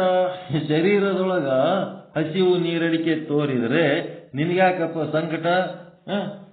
ಆತ್ಮದಾಗ ಹಸಿವು ನೀರಡಿಕೆ ತೋರ್ಯವೇನು ನಿನಗ? ಆತ್ಮದಾಗ ಹಸಿವು ಬಾಯಾರಿಕೆ ಇಲ್ಲ ಅಂತಂದ್ಮೇಲೆ ಈಗ ನಿನಗೆ ಹಸಿವು ಬಾಯಾರಿಕೆ ಆಗ್ಲಕತ್ತು ಅಂದ್ರೆ ಹಸಿವು ಬಾಯಾರಿಕೆ ಆತ್ಮದಾಗ ಆಗ್ಲಕತ್ತೋ ನೀನು ಶರೀರದಾಗ ಆಗ್ಲಕತ್ತದೋ? ಶರೀರದಾಗ ಆಗ್ಲಕತ್ತದ. ಶರೀರದಾಗ ಹಸಿವು ಬಾಯಾರಿಕೆ ಆದ್ರೆ ನಿನಗ್ಯಾಕಪ್ಪ ತ್ರಾಸ? ಶರೀರಕ್ಕೆ ಹಸಿವು ಬಾಯಾರಿಕೆ ಆಗಲಿ ಉಳ್ಳಿ ತಿಲ್ಲಿ ನಿಂದೇನು? ನೀ ಆತ್ಮ ಅಂತ ತಿಳ್ಕೊಂಡು ನಿಶ್ಚಿಂತಿರೋ. ಯಾವುದು ನೀನು ಅಲ್ಲ ಅಲ್ಲಿ ಇವು ತೋರಿದರೆ ನಿನಗೇಕೆ ಸಂಕಟ? ಆದ್ದರಿಂದ ಮೇಲಿಂದ ಮೇಲೆ ವಿಚಾರ ಮಾಡ್ತಾನೆ ಇರಬೇಕು ಅಂತ ಹೇಳುತ್ತಾರಲ್ಲ, ಅದು ಅಕ್ಷರಶಃ ನಿಜವಿದೆ. ಯಾಕೆ ಈ ರೀತಿ ಆಗುತ್ತದೆ ಎಂದರೆ ಅದಕ್ಕೂ ಒಂದು ಕಾರಣವಿದೆ. ಬಹುಜನ್ಮ ದೃಢಾಭ್ಯಾಸಾತ್ ಇದೊಂದು ಸೂತ್ರ ಕೊಟ್ಟರು. ಇವೆಲ್ಲ ವೇದವಾಕ್ಯ. ಬಹುಜನ್ಮ ದೃಢಾಭ್ಯಾಸಾತ್ ಅಂದ್ರೆ ಬಹಳ ಜನ್ಮಗಳಿಂದ ಮಾಡಿಕೊಂಡಂತ ಅಭ್ಯಾಸ ಇದು. ಹಸಿವು ಆಗ್ಯದ ಅಂತಂದ್ರೆ ಅದು ನನಗೇ ಆಗ್ಯದ ಅಂತ ತಿಳ್ಕೊತೀವಿ. ನನಗಾಗ್ಯದ ಅಂತ ಯಾಕೆ ತಿಳ್ಕೊತಿ? ನೀ ಆತ್ಮ ಅಂತ ತಿಳ್ಕೊಂಡ್ಮೇಲೆ ನನಗೆ ಹಸಿವು ಬಾಯಾರಿಕೆ ಇಲ್ಲ. ಮತ್ತು ಯಾರಿಗಾಗ್ಯದ? ನನ್ನಲ್ಲಿರುವ ದೇಹಕ್ಕೆ ಹಸಿವು ಬಾಯಾರಿಕೆ ಆಗ್ಯದ. ಅದಕ್ಕೆ ನಮ್ಮದು ರೂಢಿ ಏನ್ ಮಾಡ್ಕೊಂಡ್ಬಿಟ್ಟಿವಿ, ನಮ್ಮ ದೇಹಕ್ಕೆ ಆಗುವ ಹಸಿವು ಬಾಯಾರಿಕೆಗಳು ನನಗೆ ಆಗ್ಯಾವ ಅಂತ ತಿಳ್ಕೊತೀವಲ್ಲ. ಈಗೇನ್ ಅನ್ಬೇಕು ನೀವು? ಹಸಿವು ಬಾಯಾರಿಕೆಗಳು ನನ್ನ ದೇಹಕ್ಕೆ ಆಗ್ಯಾವ ಅಂತ ತಿಳ್ಕೊಬೇಕು, ನನಗೆ ಆಗ್ಯಾವ ಅಂತ ಅನ್ನಬಾರದು ಅನ್ನೋದು ಮಾರ್ಗದರ್ಶನ ಕೊಡ್ಲಕತ್ತಾರ. ಹೆಂಗಿದು? ನಾ ಆತ್ಮ ಅಂತ ತಿಳ್ಕೊಂಡ ಮೇಲೂ ನನಗೆ ಹಸಿವು ಬಾಯಾರಿಕೆ ಆಗ್ತದಲ್ಲ ಅಂದ್ರೆ ಆತ್ಮಕ್ಕೆ ಹಸಿವು ಬಾಯಾರಿಕೆ ಆದ ಅನ್ನಂಗೆ ಆಗ್ತದಲ್ಲ ಅಂತ ಬಂತು ಪ್ರಶ್ನೆ. ಅದಕ್ಕೆ ಇದು ಹೆಂಗ್ ಬಿಡಿಸಿದ್ರು ನೋಡ್ರಿ. ಬಿಡಿಸ್ತಾ ಇಲ್ಲ ನಿಮ್ಗೂ ಲೆಕ್ಕದಾಗ.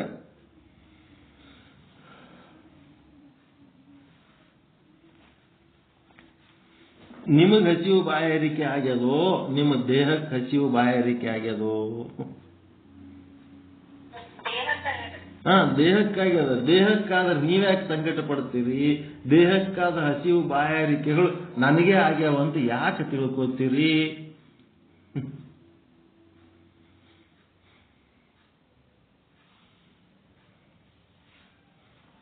ಹೌದಲ್ರಿ?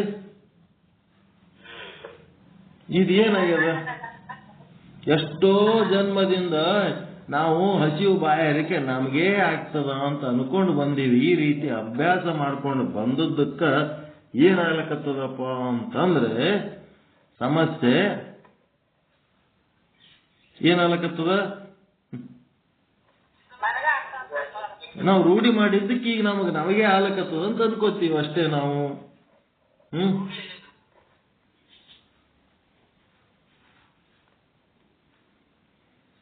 ಈ ಅಜ್ಞಾನ ಒಂದು ದಿವಸದ್ದಲ್ಲ, ಒಂದು ವರ್ಷದ್ದಲ್ಲ, ಒಂದು ಜನ್ಮದ್ದು ಅಲ್ಲ, ಅನೇಕ ಜನ್ಮಗಳಿಂದ ಅದು ಆ ತಪ್ಪು ತಿಳುವಳಿಕೆಗೆ ಮನೆ ಮಾಡಿಕೊಂಡು ಬಿಟ್ಟಿದೆ. ಹುಟ್ಟು ಸಾವು ನನ್ನ ಶರೀರಕ್ಕೆ ಹೊರತು ನನಗಲ್ಲ. ಪಾಪ ಪುಣ್ಯ ಮಾಡೋದು ನನ್ನ ಶರೀರ, ಸ್ಥೂಲ ಸೂಕ್ಷ್ಮ ಕಾರಣ ಶರೀರಗಳು ಪಾಪ ಪುಣ್ಯ ಮಾಡ್ತವೆ. ಸುಖ ದುಃಖ ಅನುಭವಿಸುವುದು ನನ್ನ ಶರೀರ, ನಾನಲ್ಲ.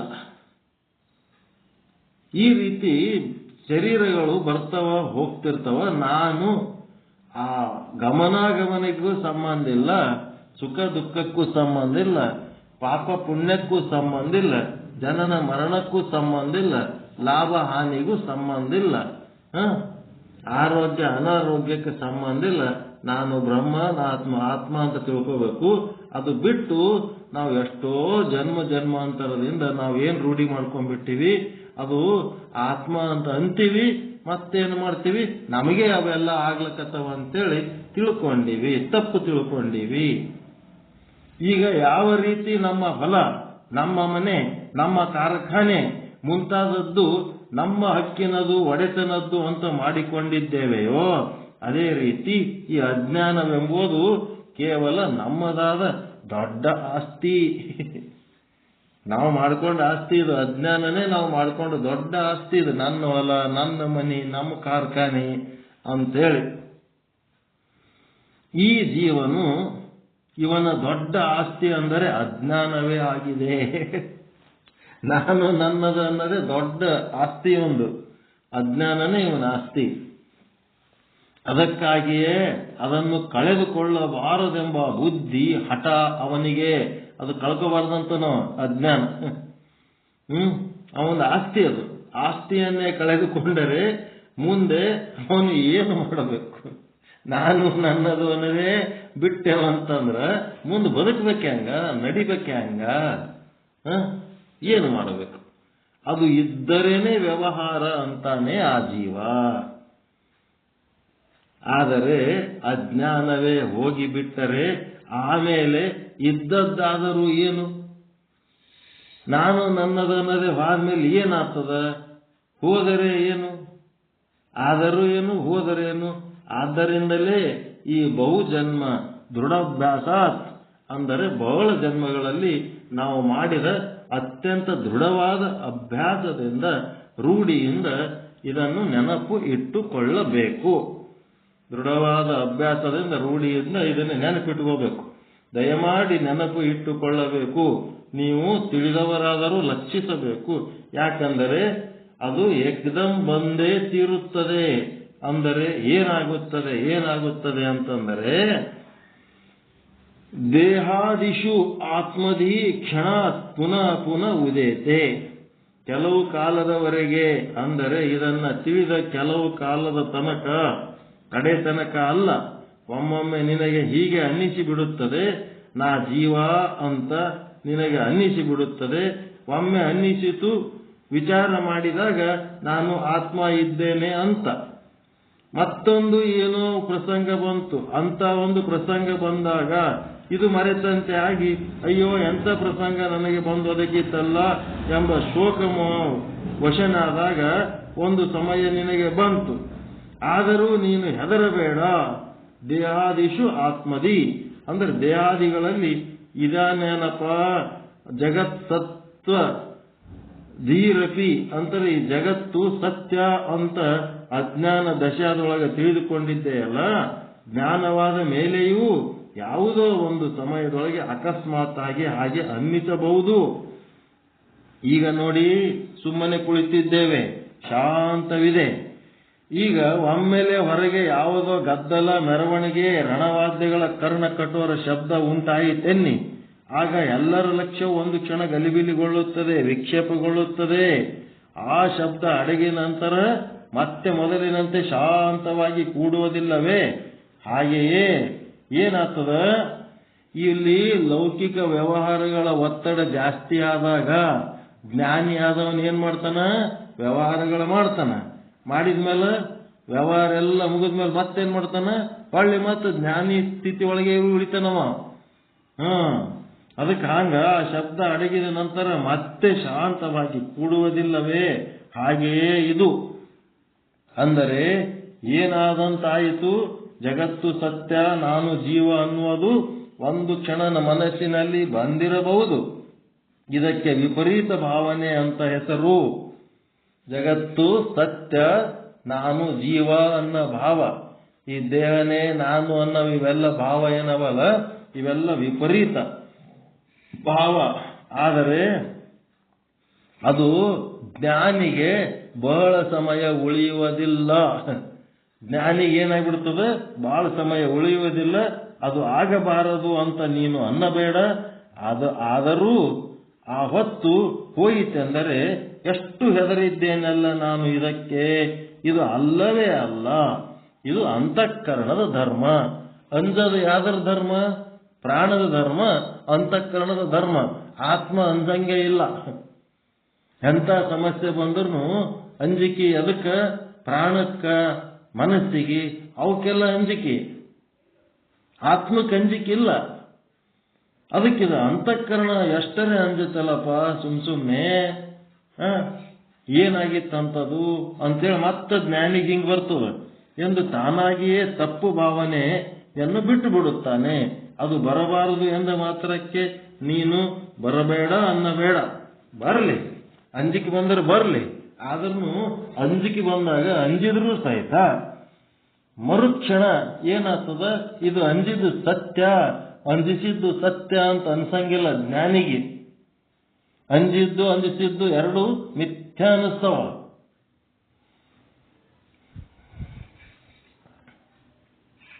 ಹೆಂಗದ ನೋಡ್ರಿ, ಅರ್ಥ ಆಯ್ತಾ ಇದು?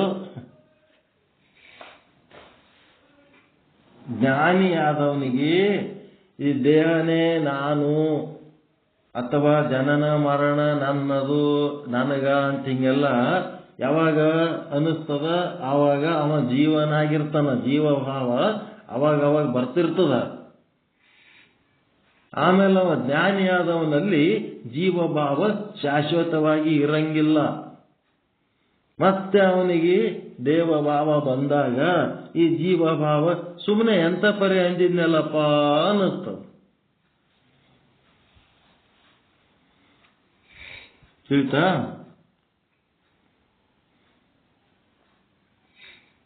ಹೆಂಗ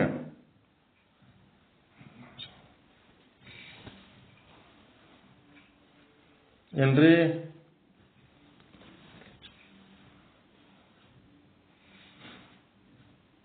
ತಿಳಿತಾ ಇಲ್ಲ ಇದು ಹೇಳಿದ್ದು? ಬ್ರಹ್ಮ ಭಾವದೊಳಗೆ ಇದ್ದಾನ ಜ್ಞಾನಿ.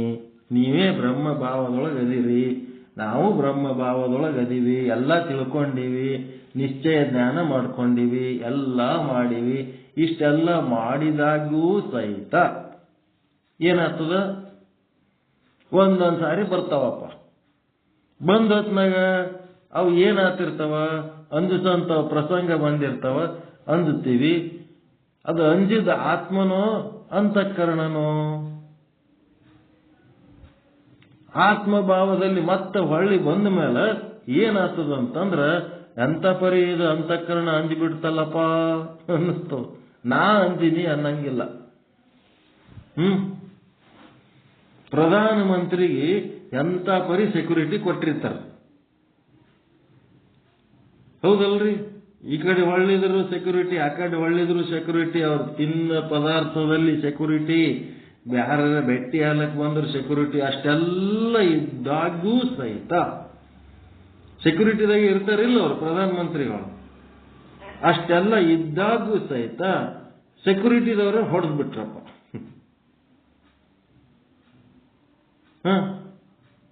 ರಾಜೀವ್ ಗಾಂಧಿಗೆ ಹೊಡೆದ್ರು, ಇಂದಿರಾ ಗಾಂಧಿಗೆ ಹೊಡೆದ್ರು ಸೆಕ್ಯೂರಿಟಿ. ಹೆಂಗದು? ಅಷ್ಟೆಲ್ಲ ಸೆಕ್ಯೂರಿಟಿ ಇದ್ದಾಗೂ ಒಮ್ಮೊಮ್ಮ ಆಗಿಬಿಡ್ತಾವ. ಹಂಗಾಗ್ಯವನ ಆ ಸೆಕ್ಯೂರಿಟಿ ಪೂರಾ ಫೇಲ್ ಆಗ್ಯದ ತಿಳ್ಕೊತೀರಿ. ಮತ್ತೆ ಹೊಸ ಪ್ರಧಾನಮಂತ್ರಿ ಹೊಸ ಸೆಕ್ಯೂರಿಟಿ ಇರ್ತದೋ ಇಲ್ಲ?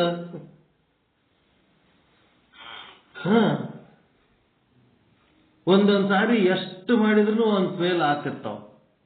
ಫೇಲ್ ಆದ ಹೊತ್ನಾಗ ಮತ್ತೆ ಒಳ್ಳೆ ನಾರ್ಮಲ್ಲಿಗೆ ಬಂದ ಹೊತ್ನಾಗ ಅದು ಎಲ್ಲ ಮಿಥ್ಯಾ ಅನ್ನಿಸ್ತು. ಅಜ್ಞಾನಿಗೆ ಏನಾಗ್ಬಿಡ್ತದ ಅದೇ ಸತ್ಯ ಅನ್ನಿಸ್ತು. ಇದೇ ಸಮಸ್ಯೆ ಇರೋದು. ಬ್ರಹ್ಮಜ್ಞಾನಿಗಳು ಯಾರಿಗೆ ಅರ್ಥ ಆಗಂಗಿಲ್ಲ. ಹೋರಾಟ ಮಾಡ್ತಾರ, ಎಲ್ಲೋರಂಗ ಹೋರಾಟ ಮಾಡ್ತಾರ. ಎಲ್ಲೋರಂಗ ಹೋರಾಟ ಮಾಡಿದ ಮೇಲೂ ಕೆಲಸಗಳು ಕೈಗೂಡಿದ್ರ ಕೂಡ್ಲಿ, ಬಿಟ್ರ ಬೇಡ್ಲಿ, ನಮ್ದು ಏನದ ಅದ್ರೊಳಗ ಪ್ರಯತ್ನ ಮಾಡ್ಬೇಕಂತ ಒಂದಿರ್ತದ, ಮಾಡೀವಿ ಅಂತೇಳಿ ನಿಶ್ಚಿಂತೆಯಾಗಿ ಕೆಲಸ ಸಕ್ಸಸ್ ಆದ್ರೂ ಅವ್ರಿಗೆ ಸಂತೋಷ ಇಲ್ಲ, ಕೆಲಸ ಫೇಲ್ ಆದ್ರೂ ಅವ್ರಿಗೆ ದುಃಖ ಇಲ್ಲ, ನಿಶ್ಚಿಂತ ಇರ್ತಾರ. ನೋಡೋರಿಗೆ ಏನ್ ಅನಿಸ್ತಿರ್ತದ, ಅವ ಏನ್ ಹಚ್ಕೊಂಡು ಮಾಡ್ಲಕತ್ತನೋ, ಏನ್ ನಾಟಕ ಮಾಡ್ಲಕತ್ತನೋ ಅಂತ ಅನಿಸ್ತಿರ್ತದ.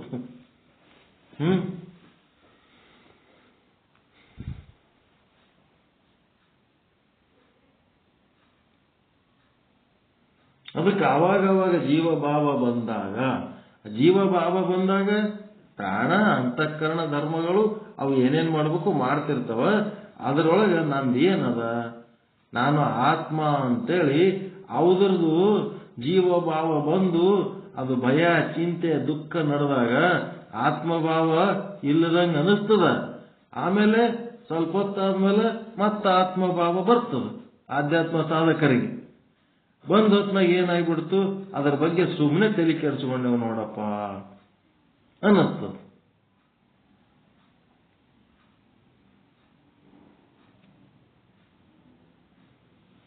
ಅವಾಗವಾಗ ಜೀವಭಾವ ಬಂದ್ರೆ ಬರಲಿ, ಅದರ ವ್ಯವಹಾರ ಎಲ್ಲ ಜೀವಿಗಳು ಹೆಂಗಿರ್ತದ ಹಂಗೆ ನಮ್ದು ಇರ್ತದ. ಅದಕ್ಕೆ ಎಷ್ಟರ ಹೆದರಿದ್ದೇನಲ್ಲ ಅಂತಂದು ನಾನು ಹೆದರಿದವ ನಾನಲ್ಲ, ಅದು ಅಂತಃಕರಣದ ಧರ್ಮ ಅಂತ ಅಂದ್ಕೊಂಡು ತನ್ನ ತಪ್ಪು ಭಾವನೆಯನ್ನ ಅಲ್ಲಿಯೇ ಬಿಟ್ಟು ಬಿಡುತ್ತಾನೆ. ಅದು ಬರಬಾರದು ಎಂದ ಮಾತ್ರಕ್ಕೆ ಬರಬೇಡ ಅನ್ನಬೇಡ, ಅದು ಬರಲಾರ್ದಂಗೆ ಇರಂಗಿಲ್ಲ. ಜೀವನದಾಗ ಏನೇನೋ ಬರ್ತಿರ್ತಾವ.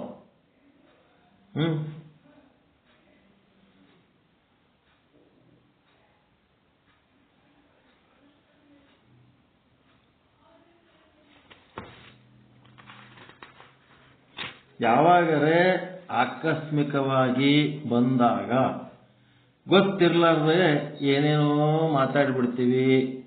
ಈಗ ಒಬ್ಬ ಯಾರು ಬಂದು ಗಾಪ ಬೈದ್ರ ಏನಾರ ನಮ್ಗೇನು ಗೊತ್ತೇ ಇಲ್ಲ, ತಯಾರಿ ಇರ್ಲಾರ್ದ ಟೈಮ್ನೊಳಗ ಬಂದಕ್ಕೆ ಬಡ ಬೈದ, ಒಂದೆರಡು ಬಡದು ವಾದ. ಅವಾಗ ಏನಿರ್ತೀವಿ, ಏನ್ ಹಿಂಗಾಯ್ತಲ್ಲ ಅಂತೇಳಿ ಒಂದ್ ಸ್ವಲ್ಪ ವ್ಯಾಕುಲತೆಗೆ ಒಳಗಾಗ್ತೀವಿ. ವ್ಯಾಕುಲತೆ ಅಂತಾರ ಅದಕ್ಕೆ. ವ್ಯಾಕುಲತೆಗೆ ಒಳಗಾಗಿ ಏನು ಕಡಿತಾನ ಅದೇ ಮನಸ್ಸಿಗೆ ಹಚ್ಕೊಂಡು ಸಾಯ್ತೀವ ಏನು? ಬ್ರಹ್ಮಜ್ಞಾನಿಗಳೇನ್ ಮಾಡ್ತಾರ, ಮತ್ತೆ ಶಾಂತ ಸ್ವರೂಪಕ್ಕೆ ಬರ್ತಾರ. ಬಂದು ಅದು ವ್ಯಾಕುಲತೆಗೆ ಒಳಗಾಗಿದ್ದು ಅದು ಅಂತಃಕರಣದ ಧರ್ಮ. ಅದು ವ್ಯಾಕುಲತೆಗೆ ಒಳಗಾಯ್ತು ಬಿಡು, ನಾನೇನ ವ್ಯಾಕುಲತೆಗೆ ಒಳಗಾದವ ನಾನು ಅಲ್ಲ ಅಂತೇಳಿ ಮತ್ತೆ ನಾರ್ಮಲ್ ಆಗಿರ್ತಾರೆ. ನಾರ್ಮಲ್ ಆಗಿದ್ಮೇಲೆ ಸೆಕೆಂಡ್ ಟೈಮ್ ಮತ್ತೆ ಅವ್ರು ಏನಾರ ಬೈಲಕ್ಕೆ ಅದು ಬಂದ ಹೊತ್ನಾಗ ನಿಮ್ಮೊಳಗೊಂದು ತಯಾರಿ ಇರ್ತದ ಇಲ್ಲ? ನಿಮ್ಮೊಳಗ ಅಂತದಕ್ಕೆ ಎದುರಿಸಂತದೊಂದು ಶಕ್ತಿ ಬಂದಿರ್ತದ ಇಲ್ರಿ? ಬಂದಿರ್ತದ. ಅವ್ರಿಗೆ ಏನ್ ಉತ್ತರ ಕೊಡಬೇಕು ಅಂತೇಳಿ ನಿಮ್ಮೊಳಗೊಂದು ಶಕ್ತಿ ಬಂದಿರ್ತದ. ಬಂದಾಗ ನೀವು ಅದಕ್ಕೆ ಯಾಕಪ್ಪ ಮತ್ತೇನು ನಿನ್ನ ಸುದ್ದಿ ಅಂತೇಳಿ ನೀವು ಎದುರು ನಿಂತಾಗ ಅದು ಮತ್ತೆ ವಾಪಸ್ ಹೋಗ್ಬಿಡ್ತದ. ಇದು ನನಗೆ ಎದುರಿಸಷ್ಟು ಸಮರ್ಥ ಆದಂತೇಳಿ ಆ ಸಮಸ್ಯೆ ಮತ್ತೆ ನಿಮಗ ಕಾಡ್ಲಕ್ ಬರಂಗಿಲ್ಲ, ಹಿಂದಕ್ಕೆ ಸರ್ಕೊಂಡ್ಬಿಡ್ತಾವ. ಧೈರ್ಯ ಬರ್ತದ, ಧೈರ್ಯ. ಅದಕ್ಕ ಈ ಬ್ರಹ್ಮಜ್ಞಾನಿಗಳಿಗೆ ಮೆತ್ತಗಿದ್ದು ಏನು ಗೊತ್ತಿರ್ಲಾರ್ದಂಗ ಒಂಥರ ಯಾರ ಸಂಗಟ ಜಗಳಾಡೋದಿಲ್ಲ, ಯಾರಿಗೆ ಒಂದು ಮಾತು ಅನ್ನೋದಿಲ್ಲ, ಆಡಂಗಿಲ್ಲ, ಒಂಥರ ಶಠ ಬದುಕು ಮಾಡೋದು ಬ್ಯಾಡ ಅಂತೇಳಿ ಆ ಈಶ್ವರನೇ ಏನ್ ಮಾಡ್ತಿರ್ತಾನ, ಅವಾಗ ಒಂದೊಂದು ಕಠಿಣ ಪ್ರಸಂಗಗಳನ್ನು ಉಂಟು ಮಾಡಿ ಅವುಗಳನ್ನು ಎದುರಿಸುವಂತ ಶಕ್ತಿ ಕೊಟ್ಟು ಗಟ್ಟಿ ಮಾಡ್ತಿರ್ತಾನ. ಅದು ಪರಮಾತ್ಮನ ಕರುಣೆನೇ. ಅವನ ಕರುಣೆಯಿಂದಲೇ ಆ ಸಮಸ್ಯೆಗಳು ಬರ್ತಿರ್ತಾವ. ನಮಗ್ ಗಟ್ಟಿ ಮಾಡ್ಲಿಕ್ಕೆ ಬಂದವ ಅಂತ ತಿಳ್ಕೋಬೇಕು. ಅದಕ್ಕೆ ಒಂದು ವೇಳೆ ಅಂತ ಪ್ರಸಂಗಗಳು ಬಂದರೂ, ನಿಮಗೆ ಚಿಂತೆ ಭಯ ದುಃಖ ಉಂಟಾಗಂತ ಪ್ರಸಂಗ ಬಂದರೂ, ಅದು ನಿನಗೆ ಮೊದಲಿನಂತೆ ತಲೆ ಮೇಲೆ ಆಕ್ರಮಣ ಮಾಡಿ ಕೂಡುವುದಿಲ್ಲ. ಸೆಕೆಂಡ್ ಟೈಮ್ ಬಂದಾಗ ಮೊದಲು ಮಾಡಿದಂಗೆ ಗದ್ದಲ ಮಾಡಂಗಿಲ್ಲ, ಎದುರಿಗೆ ಬಂದು ನಿಲ್ಲುತ್ತದೆ. ಆವಾಗ ನೀವು ಗುರುತಿಸ್ತೀರಿ, ಯಾಕಪ್ಪ ಮತ್ ಬಂದಿ ಅಂತಂದ್ರೆ ನೀವು ಕೇಳಿದ್ರೆ ಅದು ಹೋಗಿ ಬಿಡುತ್ತದೆ. ಅದಕ್ಕೆ ಬರಬೇಡ ಎಂದು ನೀವು ಮುಂತಾಗಿ ಹೇಳಬೇಡ್ರಿ. ಬರ್ಲಿ, ಚಿಂತೆ ಭಯ ದುಃಖದ ಸಮಸ್ಯೆಗಳು ಏನ್ ಬರ್ತಾವೋ ಬರ್ಲಿ ಅನ್ಬೇಕು. ಬರದೇ ಬೇಡ ಅಂತ ಅನ್ನಬೇಡ್ರಿ. ಕಿವಿ ಮಾತು ಕೊಡ್ಲಕತ್ತಾರ ಅವ್ರು. ಮುಂತಾಗಿ ನೀವು ಮೊದಲೇ ಅದಕ್ಕೆ ಬರಬೇಡ ಅಂತ ಮುಂತಾಗಿ ಹೇಳ್ಬೇಡ್ರಿ, ಮೊದಲೇ ಹೇಳ್ಬೇಡ್ರಿ. ಭಯ ಚಿಂತೆ ದುಃಖಗಳು ಏನೇನ್ ಬರ್ತಾವ ಬರ್ಲಿ, ಬಂದೇ ಬರುತ್ತವೆ. ಈಗ ಎಚ್ಚರದೊಳಗೆ ಬರದಿದ್ದರೂ ಒಂದು ವೇಳೆ ನಿಮಗೆ ಎಚ್ಚರದೊಳಗೆ ಬರಲಿಲ್ಲ ಅಂದ್ರೆ ಕನಸಿನಾಗ ಬರ್ತಾವ. ಕನಸಿನಲ್ಲಿ ಆದರೂ ಬಂದೇ ಬರುತ್ತವೆ. ಆಗ ನೀನು ಏನು ಮಾಡಬಲ್ಲೆ? ಎಚ್ಚರಿಕೆಯಾಗಿಲ್ಲ, ಕನಸ ಬರ್ತಾವ, ಅವಾಗ ಏನ್ ಮಾಡ್ತಪ್ಪ? ಆದ್ದರಿಂದ ಅದು ಎಚ್ಚರದಲ್ಲಿ ಆದರೂ ಬರಲಿ, ಕನಸಿನಲ್ಲಿ ಆದರೂ ಬರಲಿ, ಏನದದು? ಕರೆಯದ ಸುಳ್ಳದ? ಜಗತ್ತಿನ ದುಃಖ ಸುಳ್ಳದ. ಅದು ಸುಳ್ಳು ಅಂತ ಬೆನ್ನು ಹತ್ತಿಯೇ ಬಿಟ್ಟಿರುತ್ತದೆ. ಅದು ಸುಳ್ಳು ಇದ್ದರೂ ಕೂಡ ಅದು ನೀನು ಬೆನ್ನು ಹತ್ತದ. ಆ ಜ್ಞಾನದ ಸ್ಮರಣೆ ಅಂಥದ್ದೊಂದು ಸುಳ್ಳು ಅನ್ನೋದು ಏನದ, ಅದು ಪರಿಹಾರ ಆಗಿ ಹೋಗಿಬಿಡುತ್ತದೆ. ಇದು ಯಾವಾಗಲೂ ಹೀಗೆ ಆಗುತ್ತಾ ಇರುತ್ತದೆ ಎಂದು ನಾನು ಹೇಳುವುದಿಲ್ಲ. ಕೆಲವು ಕಾಲ ಹೀಗೆ ಆಗುತ್ತಾ ಹೋಗುತ್ತಾ ಮುಂದೆ ಅವನು ಅತ್ಯಂತ ನಿರ್ಭಯನೂ ಆಗಬಹುದು. ಇಂಥ ಪ್ರಸಂಗಗಳು ಬಂದು ಬಂದು ಬಂದು ಅವನು ನಿರ್ಭಯ ಆಗಿಬಿಡ್ತಾನ. ಕಡಿತಾನ ಹಿಂಗೆ ಕಷ್ಟಗಳು ಬಂದು ದುಃಖಪಟ್ಟು ಬರೀ ಕಡಿತನ ದುಃಖಿಯಾಗಿರ್ತಾನಂತಲ್ಲ, ಅವನು ನಿಶ್ಚಿಂತೆ ಆಗ್ತಾನ, ನಿರ್ಭಯ ಆಗ್ತಾನ. ಇಂಥವೆಲ್ಲ ಬಂದ ಹೊತ್ನಾಗ ಮುಂದೆ ಎಲ್ಲಾ ಫಲವೂ ಆಗಬಹುದು. ಆದರೆ ಆ ವಿಧಿಯ ತಾಕಲಾಟ ಆಗಲಿ ಅಥವಾ ಹೋಗಲಿ, ನಾನು ಆತ್ಮವೇ ಎಂಬ ನಿಶ್ಚಯ ಆಯಿತು.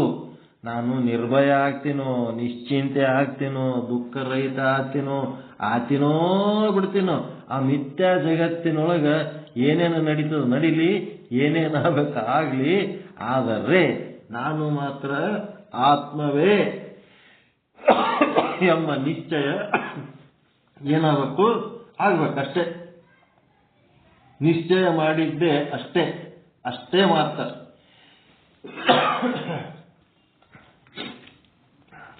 ನಿರ್ಭಯ ಆಗೋದು ನಮ್ಮ ಗುರಿ ಅದನ್ರಿ. ನಿಶ್ಚಿಂತೆ ಆಗ್ಬೇಕನ್ನೋದು ನಮ್ಮ ಗುರಿನ. ಮೇಲ ಮೇಲೆ ಚಿಂತೆ ಬರಲಿ, ನಾನು ನಿಶ್ಚಿಂತೆ ಆಗ್ಬೇಕು. ಮೇಲ ದುಃಖ ಬರಲಿ, ನಾನು ಅವುಗಳನ್ನ ಎದುರಿಸಿ ಸಂತೋಷ ಆಗ್ಬೇಕು, ಮೇಲ ಸುಖಿ ಆಗ್ಬೇಕು. ಮೇಲ ಏನದು?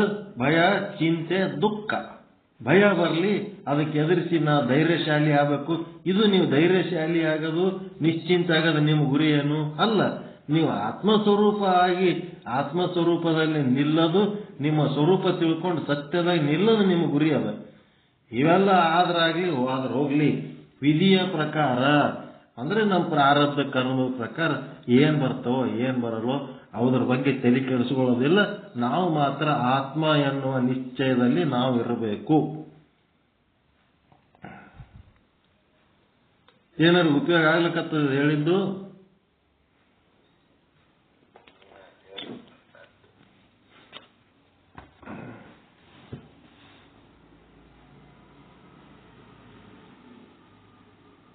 ಹೆಂಗ ಆತ್ಮದ ಭಾವದೊಳಗೆ ನೀವು ಇರಬೇಕು. ಶಾಂತ ಸರೋವರ ಇದ್ದಂಗೆ ನೀವು ಶಾಂತವಾಗಿ ನಿಮ್ಮ ಪಾಡಿಗೆ ನೀವು ನಿಶ್ಚಿಂತೆಯಾಗಿರ್ರಿ. ಯಾರು ಸರೋವರದಾಗ ಒಂದು ಕಲ್ಲು ಹೋಗದ್ರಂದ್ರೆ ಆಗಿನ ಮಟ್ಟಕ್ಕೆ ತರಂಗಗಳು ಬರ್ತಾವ. ಆ ತರಂಗಗಳು ಕೊನೆವರೆಗೂ ಅವು ಇರಂಗಿಲ್ಲ. ಅವು ತರಂಗ ಏನಾಗ್ತವ ಮತ್ತೆ ಶಾಂತ ಆಗ್ಬಿಡ್ತದೆ. ನಾನು ಸುಮ್ಮನೆ ಎಷ್ಟು ಭಯ ಪಟ್ಟನಲ್ಲಪ್ಪ, ಅಯ್ಯೋ ಪಾಪ ನಾ ಸುಮ್ಮನೆ ಅವನಿಗೆ ಯಾಕರೆ ಬೈದ್ನಲ್ಲಪ್ಪ, ಸುಮ್ಮನೆ ಎಷ್ಟರ ಚಿಂತೆ ಮಾಡಿದ್ನಲ್ಲಪ್ಪ, ಪರಮಾತ್ಮ ನೀನ್ ಅದಿಯಪ್ಪ, ನಾನು ಯಾಕೆ ಚಿಂತೆ ಮಾಡ್ಲಿ, ಹಿಂಗ ಬಂದ್ಬಿಡ್ತು.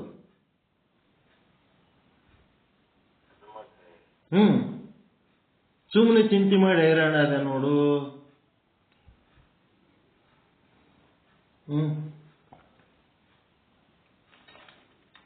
ಹೀಗಾಗಿ ನಾವು ಶಾಂತ ಸರೋವರವಾಗಿ ಮುಕ್ತಾತ್ಮರಾಗಿ ಇರುವ ರೂಢಿ ಮಾಡ್ಕೊಂಡೇವು ಅಂತಂದ್ರೆ ಇವೆಲ್ಲ ಬರಬೇಡ ಅಂತ ಹೇಳ್ಬೇಡ್ರಿ.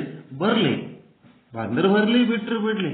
ಅವು ಬಂದಂಗೆಲ್ಲ ನಾವು ಗಟ್ಟಿ ಆಗ್ತೀವತ್ತು. ನಾವು ಗಟ್ಟಿ ಆಗೋದನ್ನು ನಮ್ಮ ಗುರಿ ಅಲ್ಲ. ಆತ್ಮಸ್ವರೂಪದ ಇರೋದು ನಮ್ಮ ಗುರಿ, ಬ್ರಹ್ಮ ಸ್ವರೂಪದ ಇರೋದು ಗುರಿ.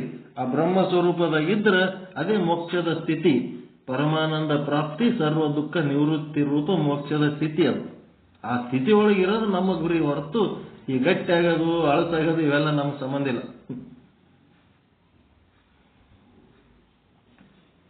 ಏನ್ ಕರ್ಕೊಂಡು ಹೋಗ್ತಾರೆ ನೋಡ್ರಿ, ಜರ್ನಿ ಹೆಂಗದ.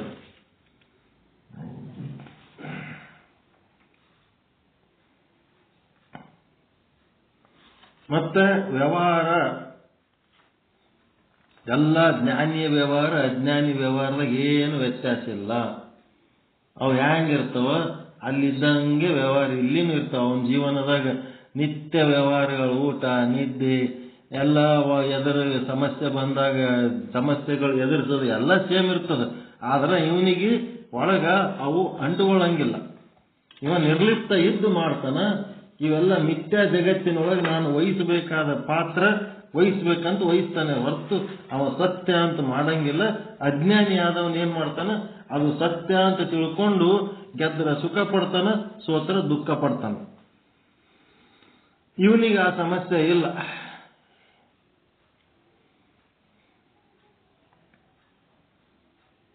ಸುಖನೂ ಇಲ್ಲ, ದುಃಖನೂ ಇಲ್ಲ. ಇವ ಆನಂದವಾಗಿರೋ ಪ್ರಯತ್ನ ಮಾಡ್ತಿರ್ತಾನೆ. ಯಾರಿಗಾರ ಏನಾರ ಸಂಶಯಗಳು, ಏನಾರ ಚರ್ಚೆ ಮಾಡಬೇಕು ಅನ್ನೋದು ಏನಾರ ಇತ್ತಂದ್ರೆ ಮಾತನಾಡ್ಬೋದು.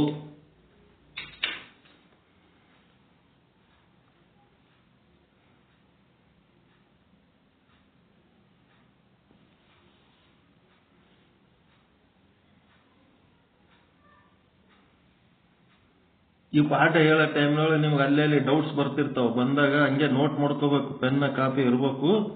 ಅವುಗಳನ್ನ ಕುರಿತು ಚರ್ಚೆ ಮಾಡಿದ್ರೆ ಅವಕ್ಕೆ ಪರಿಹಾರ ಸಿಕ್ಬಿಡ್ತದೆ. ಯಾಕಂದ್ರೆ ಎಲ್ಲರೂ ಇದೇ ಟೆಂಪೋದಾಗ ಇರ್ತೀವಿ, ಇದೇ ಮೂಡ್ನಾಗ ಇರ್ತೀವಿ. ಅದಕ್ಕೆ ತಕ್ಕಂತೆ ಉತ್ತರಗಳು ಸಿಕ್ಬಿಡ್ತಾವ.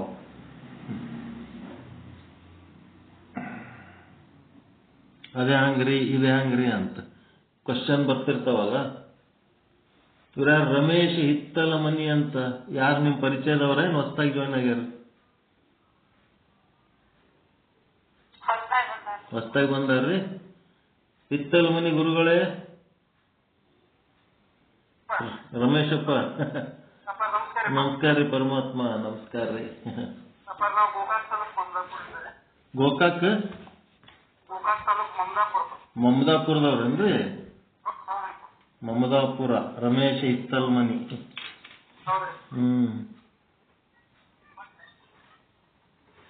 ಮತ್ತೆ ಇಲ್ಲಿ ಗೋಕಾಕದವ್ರು ಯಾವ್ದಾರಲ್ರಿ ಇಲ್ಲಿ ನಮ್ಮದ್ರಾಗ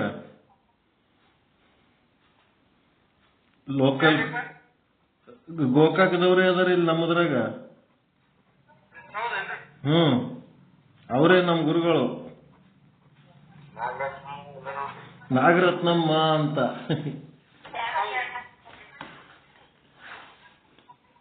ಮಾತಾಡ್ರಿ, ಪರಿಚಯ ಮಾಡ್ಕೊಳ್ರಿ. ನಾಗರತ್ನಮ್ಮ ಅವ್ರು ಅಂತದಾರ, ಗೌರಮ್ಮ ಅವ್ರು ಅಂತದಾರ. ಮತ್ತೆ ಅವ್ರ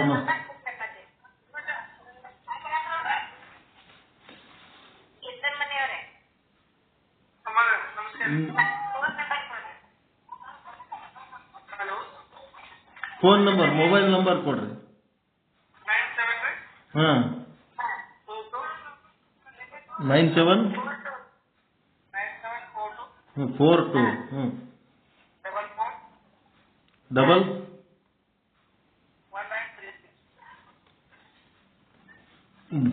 455 ರೀ. 9742441936. ಮಮದಾಪುರ ಏನ್ ಕೆಲಸ ಮಾಡ್ತೀರಾ ಅಲ್ಲಿ ವೃತ್ತಿ? ನಾವು ಸಂಚಾರಿ ಮಸಾಲೆ ವ್ಯಾಪಾರ ಮಾಡ್ತೀವಿ. ಸಂಚಾರಿ ಮಸಾಲೆ ವ್ಯಾಪಾರ.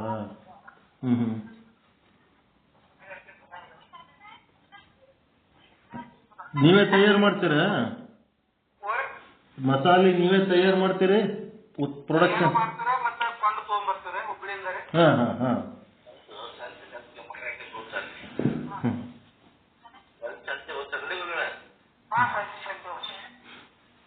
ಮತ್ತೆ ಗೋಕಾಕಕ್ಕೆ ಯಾವಾಗ ಬರ್ತೀರಿ? ಯಾವಾಗ ಬರ್ತೀರಲ್ಲ ಗೋಕಾಕಕ್ಕೆ? ಗುರುವಾರ ಜಾತ್ರೆ ಸಂತೆಗ. ಇವ್ರ ಮೇಡಮ್ ಅವ್ರು ಬರ್ತಾರ, ಮಾತಾಡ್ತೀರಿ, ಭೇಟಿಯಾರಿ. ನಮ್ ಗುರುಗಳವ್ರು, ಗುರು ಮಾತೆ.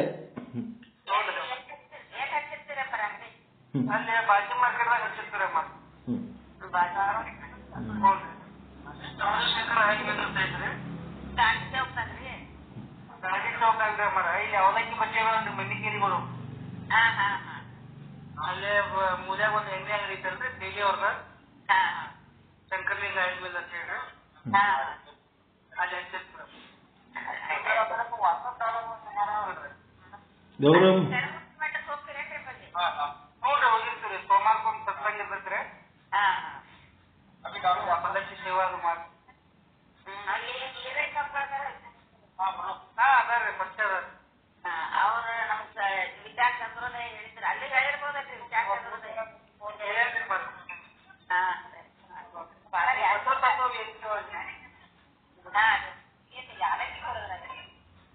ಬಸವ ತತ್ವ ವೇದಿಕೆ ಹೇಳಿದ್ರೆ ಇಲ್ಲಿ ಗೋಕಾಕ್ತಾಗ್ರಿ ಶಿವಯೋಗಿ ತತ್ವ ವಿಚಾರ.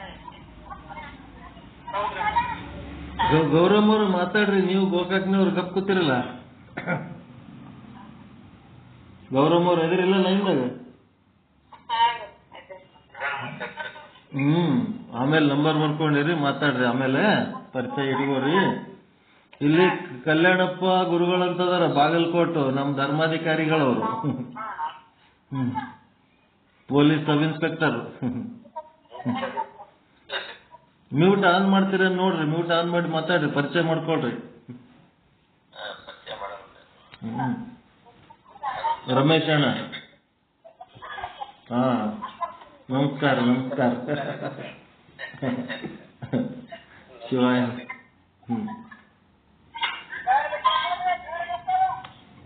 ಬಾಗಲಕೋಟೆ ಗುರುಗಳೇ, ಬಾಗಲಕೋಟೆ ಇರ್ತೀವ್ರಿ. ನಾವು ರಿಟೈರ್ಮೆಂಟ್ ಆಗಿದ್ದೇವ್ರಿ ಎಸ್ ಪೊಲೀಸ್ ಇಲಾಖೆ ಒಳಗೆ. ಎಲ್ಲ ರಿಟೈರ್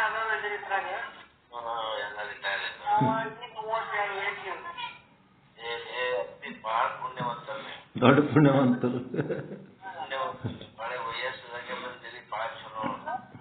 ನಾವು ವಯಸ್ಸದಾಗ ನಿಮ್ಮ ವಯಸ್ಸಾಗ ಬಂದಿದ್ದೇವೆ ಅಂದ್ರೆ ನಾವು ಸ್ವಲ್ಪ ನಮ್ಮ ಗುರುಗಳು ಹಳಗಟ್ಟಿ ನಿಜಗುಣಪ್ಪ.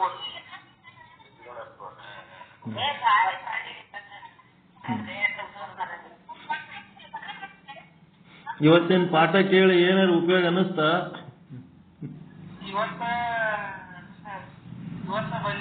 ಇವತ್ತೇ ಬಂದಿರಿ. ಸರಳದ ವಿಷಯ, ಏನು ಟಫ್ ಇಲ್ಲ, ಸರಳದ. ಬಾಧೆ.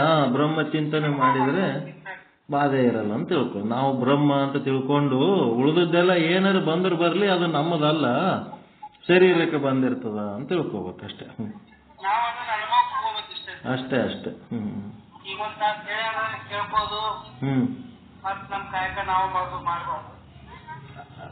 ಈ ಅನುಭವದಾಗ ಇದ್ದೇ ಕಾಯಕ ಮಾಡ್ಬೇಕು. ಕಾಯಕದೊಳಗೆ ಕೈಲಾಸ.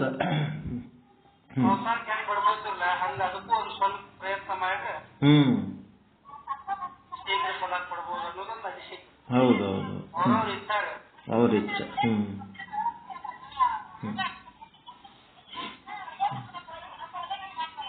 ಗಂಗಾಧರ ಗುರುಗಳೇ,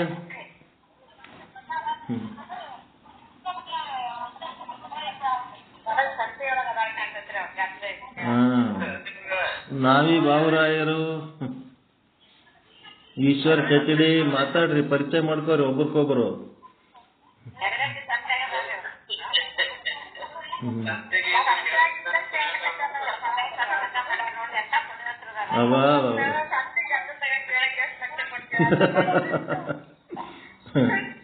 ಗ್ರೇಟ್. ಚಚಡಿ ಈಶ್ವರ್ ಅವ್ರು ಅದಿರ, ಮಾವರಾಯ ನಾವಿ ಅಂತೂ ನಮ್ಗೆ ಸಂತಿ ತೋರಿಸ್ಬಿಟ್ರು.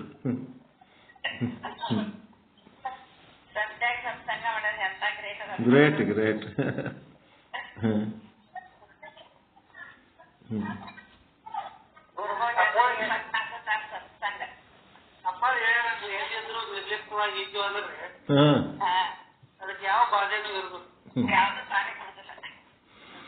ಬೆಳಿಗ್ಗೆ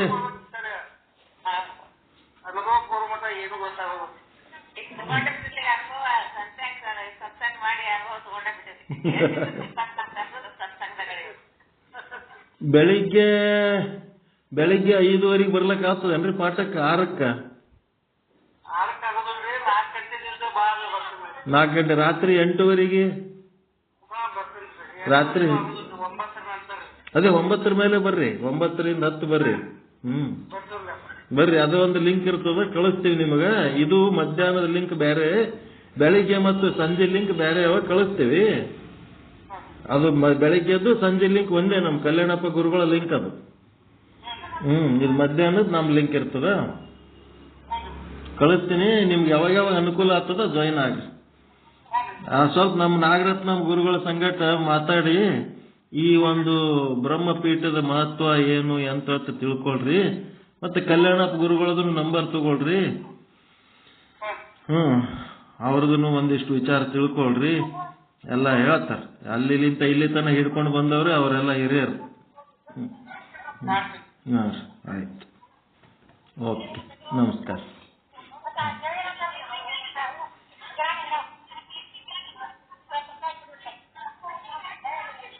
ಏನ್ ಮಾಡೋದು, ಮುಕ್ತಾಯ ಮಾಡೋದ್ರಿ?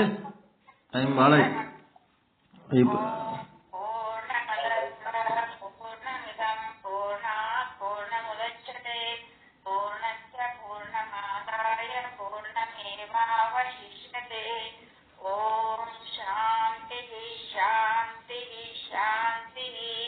ಪರಮಾನಂದ ಪ್ರಾಪ್ತಿ ಭವ, ಸರ್ವ ದುಃಖ ನಿವೃತ್ತಿ ಭವ,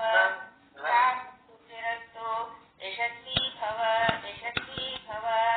ಓಂ ಶಾಂತಿ ಶಾಂತಿ ಶಾಂತಿ. ಎಲ್ಲರಿಗೂ ಶರಣು ಶರಣಾರ್ಥಿಗಳು. ಜೈ ಶುದ್ಧ ಬ್ರಹ್ಮ, ಜೈ ಜೈ ಜೈ ಶುದ್ಧ ಬ್ರಹ್ಮ, ಜೈ ಶುದ್ಧ ಬ್ರಹ್ಮ.